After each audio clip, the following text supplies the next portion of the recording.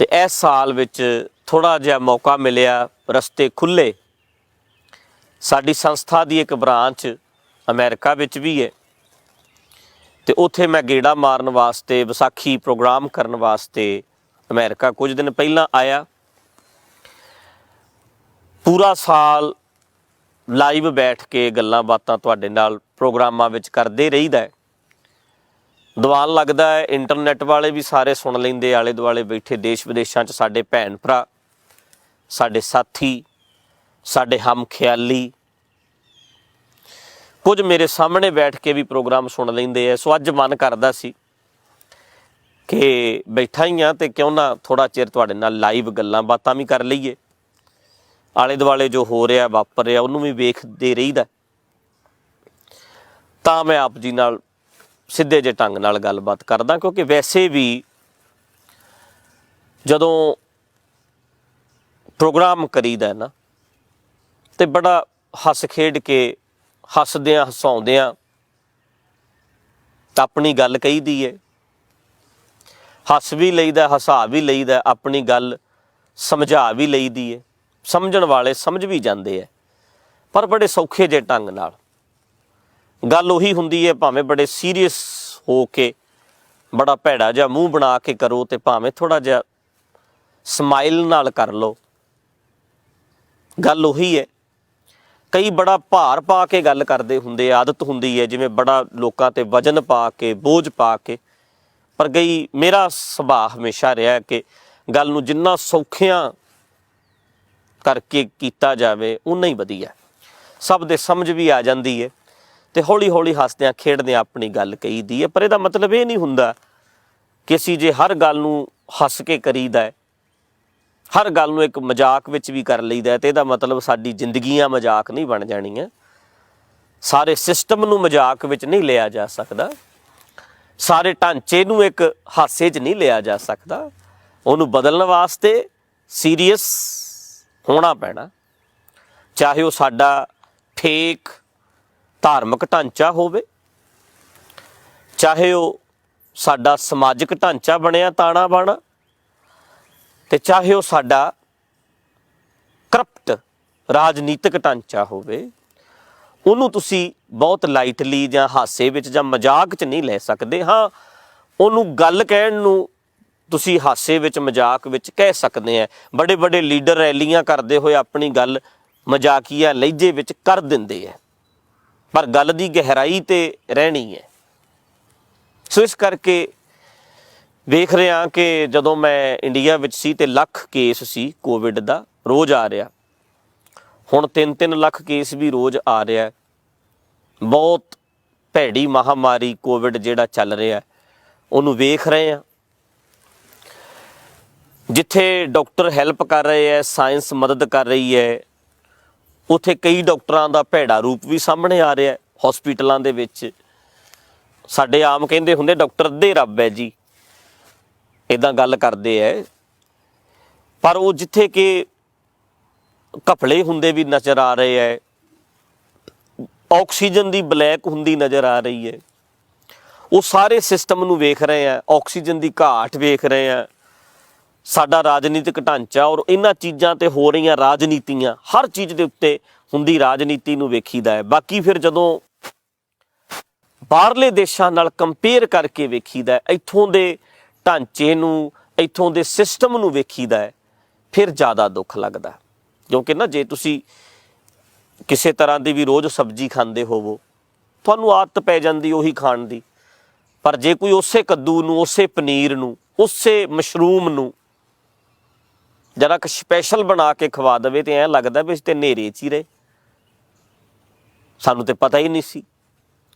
जदों असीं विदेशां दे बने होए सिस्टम नूं वेखदे आ, इत्थों दीयां सरकारां दा काम करन दा तरीका वेखदे आ, ते उस वेले अपने इंडिया वल, साडे सिस्टम वल वेख के शर्म आउण लग पैंदी है। कोई शक नहीं, गुरु नानक साहिब वल वेख के सिर उच्चा हुंदा है, कबीर साहब वल वेख के, रविदास महाराज वल वेख के, साडे उन्हां 35 इनकलाबी योधियां वल वेख के ते साडा सिर हमेशा उच्चा ही हुंदा है। ਪਰ ਉਹਨਾਂ ਦੇ ਨਾਂ ਤੇ ਬਣਾਏ ਹੋਏ ਫੇਕ ਢਾਂਚੇ ਵੱਲ ਵੇਖ ਕੇ ਸ਼ਰਮਸ਼ਾਰ ਹੋਈਦਾ, ਸਿਸਟਮ ਵੱਲ ਵੇਖ ਕੇ ਸ਼ਰਮਸ਼ਾਰ ਹੋਈਦਾ। ਕੋਈ ਸ਼ੱਕ ਨਹੀਂ ਕਿ ਉਸ ਧਰਤੀ 'ਚੋਂ ਪੈਦਾ ਹੋਏ ਆ, ਉਹ ਤੇ ਖਿੱਚ ਰਹਿਣੀ ਹੈ, ਪਰ ਜਿਹੜਾ ਢਾਂਚਾ ਆ ਉਹਨੂੰ ਵੇਖ ਕੇ ਸ਼ਰਮ ਆਉਂਦੀ ਹੈ। ਹੁਣ ਇੱਥੇ ਵੀ ਕੋਵਿਡ ਆਇਆ, ਇੱਥੇ ਵੀ ਕਰੋਨਾ ਆਇਆ, ਪਰ $800 ਪਰ ਵੀਕ ਪਰ ਪਰਸਨ ਨੂੰ ਜਿਹੜੇ ਵਿਹਲੇ ਹੋ ਗਏ ਸੀ, ਘਰਾਂ 'ਚ ਬੈਠ ਗਏ ਸੀ, ਉਹਨਾਂ ਨੂੰ ਮਿਲਿਆ। ਸੋਚੋ, ਘਰਾਂ ਵਿੱਚ 4 ਮੈਂਬਰ ਹੈ ਤੇ $800 ਇੱਕ ਬੰਦੇ ਨੂੰ ਆ ਰਿਹਾ, 3200 ਬਣਦਾ ਹੈ 4 ਮੈਂਬਰਾਂ ਦਾ। ਇੱਥੇ ਸਾਡੀ ਫੈਮਿਲੀ ਹੈ, ਪਰਿਵਾਰ ਹੈ ਜਿਹਨਾਂ ਨੂੰ ਮੈਂ ਜਾਣਦਾ, ਤੇ ਕਹਿੰਦੇ ਜੀ $3200 ਸਾਡੇ ਘਰ ਆ ਰਿਹਾ ਸੀ, ਅਸੀਂ ਕੰਮ ਤੇ ਨਹੀਂ ਗਏ। ਇੱਕ ਵੀਕ ਦਾ, ਇੱਕ ਨੂੰ 800 ਆ ਰਿਹਾ ਸੀ ਤੇ 4 ਵੀਕਾਂ ਦਾ, 1 ਮਹੀਨੇ ਦਾ 3200, ਇੱਕ ਬੰਦੇ ਨੂੰ $3200 ਤੇ 2 ਜਣਿਆਂ ਨੂੰ 6400 ਆ ਰਿਹਾ ਸੀ। ਸੋਚ ਕੇ ਵੇਖੋ ਜਰਾ, ਇੰਡੀਆ ਦਾ 1 ਵੀਕ ਦਾ ਇੱਕ ਬੰਦੇ ਨੂੰ ਇਹ ਦੇ ਰਹੇ ਹੈ $800, ਕਹਿਣ ਦਾ ਭਾਵ ਤਕਰੀਬਨ 50,000 ਰੁਪਇਆ ਇੱਕ ਬੰਦੇ ਨੂੰ, ਤੇ 1 ਮਹੀਨੇ ਦਾ 2 ਲੱਖ ਰੁਪਇਆ। ਔਰ ਇਦਾਂ ਦਾ ਸਿਸਟਮ ਹੈ, ਸਾਰੇ ਲੋਕ ਇੱਕ ਟੈਕਸ ਭਰਦੇ ਹੈ, ਇੱਕ ਢਾਂਚਾ ਬਣਿਆ ਹੈ ਜਿਹੜਾ ਆਟੋਮੈਟਿਕ ਇੱਥੇ ਵੇਖੀਦਾ ਚੱਲ ਰਿਹਾ। ਕੋਵਿਡ ਆਇਆ ਹੈ, ਇੱਥੇ ਵੀ ਲੋਕ ਪਰੇਸ਼ਾਨ ਹੋਏ ਹੈ, ਇੱਥੇ ਵੀ ਲੋਕਾਂ ਨੇ ਧਰਨੇ ਦਿੱਤੇ ਹੈ, ਦੁਖੀ ਹੋਏ ਹੈ, ਪਰ ਫਿਰ ਵੀ ਕਿਤੇ ਨਾ ਕਿਤੇ ਹਰ ਬੰਦੇ ਦੀ ਇੱਕ ਚਿੰਤਾ ਕੀਤੀ ਗਈ, ਇੱਕ ਫਿਕਰ ਕੀਤੇ ਗਏ। ਕਿਸ਼ਤਾਂ ਨਾ ਭਰੋ 6 ਮਹੀਨੇ, ਕੋਈ ਗੱਲ ਨਹੀਂ, ਤੁਹਾਡੀਆਂ ਕਿਸ਼ਤਾਂ ਲੇਟ ਕਰ ਲਓ, ਗੱਡੀਆਂ ਦੀਆਂ ਕਿਸ਼ਤਾਂ ਲੇਟ ਕਰ ਲਓ, ਸਾਹ ਸੌਖੇ ਰਹੇ।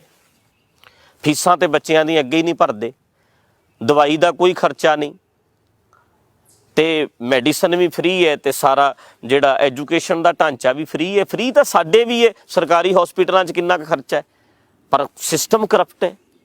ਵੱਡੇ ਸਕੂਲ ਸਾਡੇ ਬਣੇ, ਐਜੂਕੇਸ਼ਨ ਸਿਸਟਮ, ਜਗ੍ਹਾ ਸਕੂਲ ਸਰਕਾਰੀ ਬਣੇ ਆ, ਪਰ ਉੱਥੇ ਟੀਚਰ ਕੋਈ ਨਹੀਂ, ਸਿਸਟਮ ਕਰਪਟ ਹੈ। ਪਰ ਹੁਣ ਇੱਥੇ ਦੇ ਸਿਸਟਮ ਨੂੰ ਵੇਖਦੇ ਹਾਂ, ਸਮਾਜਾਂ ਨੂੰ ਵੇਖਦੇ ਹਾਂ, ਤੇ ਬੜੀ ਹੈਰਾਨੀ ਹੁੰਦੀ ਹੈ, ਕਿੱਥੇ ਅਸੀਂ ਤੇ ਕਿੱਥੇ ਆ। ਸਾਡੇ ਕਿਸ ਤਰ੍ਹਾਂ ਲਾਸ਼ਾਂ ਢੇਰ ਲੱਗੇ ਹੈ, ਕਿਵੇਂ ਕੋਈ ਬਜ਼ੁਰਗ ਆਪਣੇ ਪਤਨੀ ਦੀ ਲਾਸ਼ ਨੂੰ ਸਾਈਕਲ ਦੇ ਉੱਤੇ ਵਿਚਾਲੇ, ਪਿੱਛੇ ਵੀ ਨਹੀਂ, ਵਿਚਾਲੇ ਜਿਹੜਾ ਪੈਂਡਲ ਦੋਨੇ ਪਾਸੇ ਹੁੰਦੇ ਆ, ਤੇ ਉਹਦੇ ਉੱਤੇ ਇੱਦਾਂ ਪਾ ਕੇ ਤੇ ਲਿਜਾ ਰਿਹਾ। ਕੋਈ ਪਿੱਛੇ ਬੰਨ੍ਹ ਕੇ ਲਾਸ਼ ਲੈ ਕੇ ਜਾ ਰਿਹਾ। ਕੋਈ 2 ਪੁੱਤ ਆਪਣੀ ਮਾਂ ਦੀ ਲਾਸ਼ ਨੂੰ ਮੋਟਰਸਾਈਕਲ ਦੇ ਵਿਚਾਲੇ ਲੈ ਕੇ ਜਾ ਰਹੇ ਆ। ਤੇ ਇੱਥੇ ਬੈਠਾ 911 ਨੂੰ ਕਾਲ ਕਰਾਂ ਤੇ ਐਂਬੂਲੈਂਸ ਦੇ ਨਾਲ ਫਾਇਰ ਬ੍ਰਿਗੇਡ ਵਾਲੀ ਗੱਡੀ ਵੀ ਆਏਗੀ 1 ਮਿੰਟ ਵਿੱਚ। ਮਤਲਬ ਇੱਥੇ ਕਾਲ ਕਰਾਂਗੇ 5, 7, 10 ਮਿੰਟਾਂ ਦੇ ਵਿੱਚ ਨਾਲ ਫਾਇਰ ਬ੍ਰਿਗੇਡ ਵਾਲੀ ਏਡੀ ਵੱਡੀ ਗੱਡੀ, ਵੀ ਕਿਤੇ ਕਿਸੇ ਨੂੰ ਅੰਦਰੋਂ ਨਾ ਕੱਢਣਾ ਪਵੇ। ਫਟਾਫਟ ਸਾਰਾ ਸਿਸਟਮ ਹੈ, ਇੱਕ ਢਾਂਚਾ ਹੈ ਜਿਹੜਾ ਇੱਥੇ ਬਣਿਆ ਹੋਇਆ, ਆਟੋਮੈਟਿਕ ਚੱਲਦਾ। ਟੈਕਸ ਲੋਕ ਭਰਦੇ ਨੇ, ਸਾਰੇ ਆਪਣੇ ਆਪ ਇੱਦਾਂ ਕੱਟਿਆ ਜਾਂਦਾ ਹੈ, ਆਪਣੇ ਆਪ ਜ਼ਰੂਰਤਮੰਦਾਂ ਕੋਲ ਪਹੁੰਚ ਜਾਂਦਾ ਹੈ। ਨਾ ਕੋਈ ਇੱਦਾਂ ਕਰਦਾ ਹੈ, ਨਾ ਕੋਈ ਇੱਦਾਂ ਕਰਦਾ ਹੈ, ਆਟੋਮੈਟਿਕ। ਪਿੱਛੇ ਜੇ ਮੈਂ ਬੋਲਿਆ ਸੀ ਕਿ ਗੁਰੂ ਸਾਹਿਬ ਨੇ ਕਿਹਾ ਸੀ ਵੰਡ ਛਕੋ, ਉਹ ਲੰਗਰ ਦਾ ਕਨਸੈਪਟ ਸੀ ਜਿਹਨੂੰ ਅਸੀਂ ਬਹੁਤ ਵੱਡਾ ਕਰਨਾ ਸੀ। ਲੰਗਰ ਦਾ ਮਤਲਬ ਇਕੱਲੇ ਰੋਟੀਆਂ ਪ੍ਰਸ਼ਾਦੇ ਥੋੜਾ ਸੀ, ਵੰਡ ਕੇ ਛਕੋ ਇੱਕ ਸਿਸਟਮ ਹੈ। ਹੁਣ ਸੋਚ ਕੇ ਵੇਖੋ, ਇੱਕ ਬੰਦਾ ਟੈਕਸ ਭਰਦਾ ਹੈ $1,00,000 1 ਸਾਲ ਦਾ ਅਮਰੀਕਾ ਵਿੱਚ, ਤੇ ਇੱਕ ਭਰਦਾ ਹੈ ਸਿਰਫ $10,000, ਪਰ ਸੜਕ ਸਾਰਿਆਂ ਲਈ ਤੇ ਸੇਮ ਮਿਲ ਰਹੀ ਹੈ ਨਾ।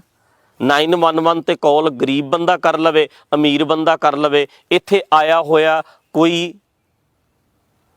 ਇੱਥੇ ਵਿਜ਼ਿਟਰ ਆਇਆ, ਕੋਈ ਵਿਜ਼ਿਟ ਕਰਨ ਆਇਆ, ਮੈਂ ਆਇਆ, ਮੈਂ ਵਿਜ਼ਿਟਰ ਹਾਂ, ਮੈਂ ਇੱਥੇ ਆਇਆ, ਤੇ ਮੈਂ ਇੱਥੇ ਕਾਲ ਕਰਾਂ, ਇਹਨਾਂ ਨੇ ਇਹ ਕਹਿਣਾ ਵੀ ਸਿਸਟਮ ਤੇ ਸਾਡੇ ਲੋਕਾਂ ਵਾਸਤੇ ਹੈ, ਤੁਹਾਡੇ ਲਈ ਅਸੀਂ ਕਿਉਂ ਆਈਏ। 911 ਨੂੰ ਮੈਂ ਕਾਲ ਘੁਮਾ ਦਿਆਂ, ਉਹਨੇ ਉਸੇ ਤਰੀਕੇ ਨਾਲ ਆਉਣਾ ਹੈ। ਜਿਹੜਾ ਬੰਦਾ ਇੱਥੇ $1 ਮਿਲੀਅਨ, $10 ਲੱਖ, 7 ਕਰੋੜ 1 ਸਾਲ ਦਾ ਗੌਰਮੈਂਟ ਨੂੰ ਟੈਕਸ ਦੇ ਰਿਹਾ, ਉਹਦੇ ਲਈ ਵੀ ਓਨਾ ਟਾਈਮ ਹੈ। ਮੈਂ ਕਦੇ ਕੁਛ ਨਹੀਂ ਦਿੱਤਾ, ਉਹ ਮੇਰੇ ਲਈ ਵੀ ਓਨਾ ਹੀ ਟਾਈਮ ਕੱਢਦੇ ਹੈ। ਅੱਜ ਤੁਸੀਂ ਅਮਰੀਕਾ ਵਿੱਚ ਮੂਵ ਹੋਵੋ, ਤੁਹਾਡਾ ਇੰਡੀਆ ਤੋਂ ਪੱਕਾ ਵੀਜ਼ਾ ਲੱਗ ਗਿਆ, ਗ੍ਰੀਨ ਕਾਰਡ ਲੈ ਕੇ ਤੁਸੀਂ ਆਏ, 에ਅਰਪੋਰਟ ਤੋਂ ਉਤਰੋ, ਅਜੇ ਤੁਸੀਂ ਇੱਕ ਪੰਜੀ ਵੀ ਟੈਕਸ ਦੀ ਨਹੀਂ ਭਰੀ, ਆਉਂਦੇ ਹੀ ਬਿਮਾਰ ਹੋ ਜਾਓ, ਹਸਪੀਟਲ ਚਲੇ ਜਾਓ, $1,00,000 ਵੀ ਤੁਹਾਡੇ ਤੇ ਲੱਗ ਗਿਆ, ਲਾ ਦੇਣਗੇ। ਇਹਨੂੰ ਕਹਿੰਦੇ ਨੇ ਵੰਡ ਕੇ ਛਕਣਾ। ਢਾਂਚਾ ਆ, ਸਾਰਿਆਂ ਨੇ ਟੈਕਸ ਦਿੱਤਾ ਹੈ, ਇੱਕ ਨੇ ਟੈਕਸ ਦਿੱਤਾ ਹੈ 1 ਮਿਲੀਅਨ, ਇੱਕ ਨੇ ਟੈਕਸ ਦਿੱਤਾ ਹੈ $1,000, ਪਰ ਸਹੂਲਤਾਂ ਸਾਰਿਆਂ ਲਈ ਬਰਾਬਰ। ਵੰਡ ਕੇ ਛਕੋ, ਹਰ ਚੀਜ਼ ਸਿਸਟਮ ਸਾਰਿਆਂ ਲਈ ਬਰਾਬਰ।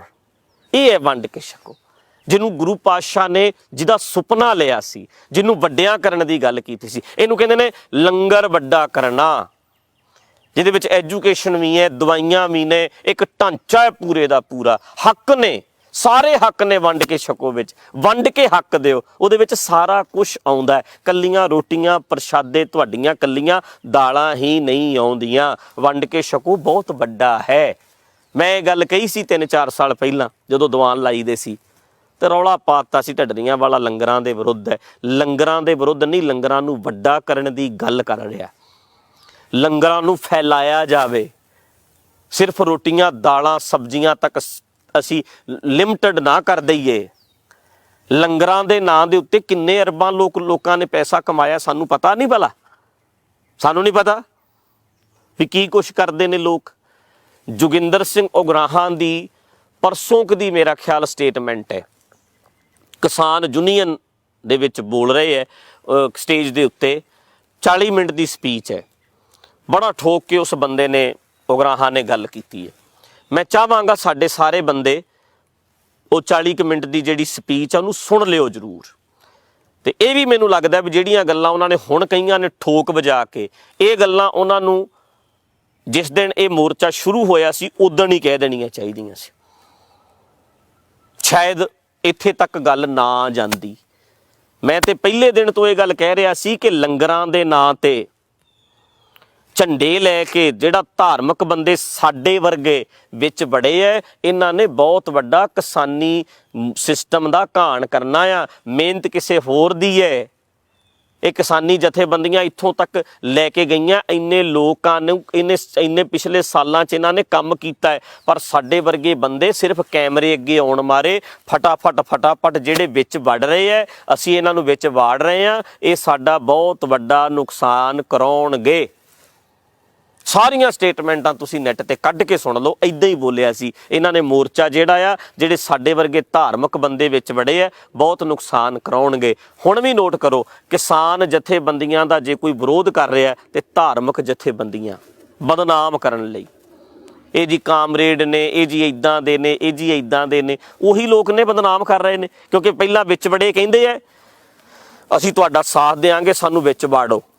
ਜੇ ਵਿੱਚ ਨਹੀਂ ਵਾੜੋਗੇ ਤਾਂ ਤੁਹਾਨੂੰ ਇਹ ਬਦਨਾਮ ਕਰਨਗੇ, ਤੇ ਜੇ ਵਿੱਚ ਵਾੜੋਗੇ ਫਿਰ ਇਹ ਆਪਣੀ ਮਰਜ਼ੀ ਨਾਲ ਤੁਰਦੇ ਆ, ਕਿਸੇ ਦੇ ਆਖੇ ਤੇ ਲੱਗਦੇ ਨਹੀਂ, ਪਿੱਛੇ ਵੀ ਨਹੀਂ ਲੱਗਦੇ, ਅੱਗੇ ਵੀ ਨਹੀਂ ਲੱਗਦੇ। ਵਿੱਚ ਵੜ ਗਏ ਇਹਨਾਂ ਨੇ ਫਿਰ ਮਰਜ਼ੀ ਦੇ ਨਾਲ ਕਈ ਕੁਛ ਕਰਨਾ ਹੈ, ਜਿਹਦਾ ਖਮਿਆਜਾ ਤੁਹਾਨੂੰ ਭੁਗਤਣਾ ਪਵੇਗਾ।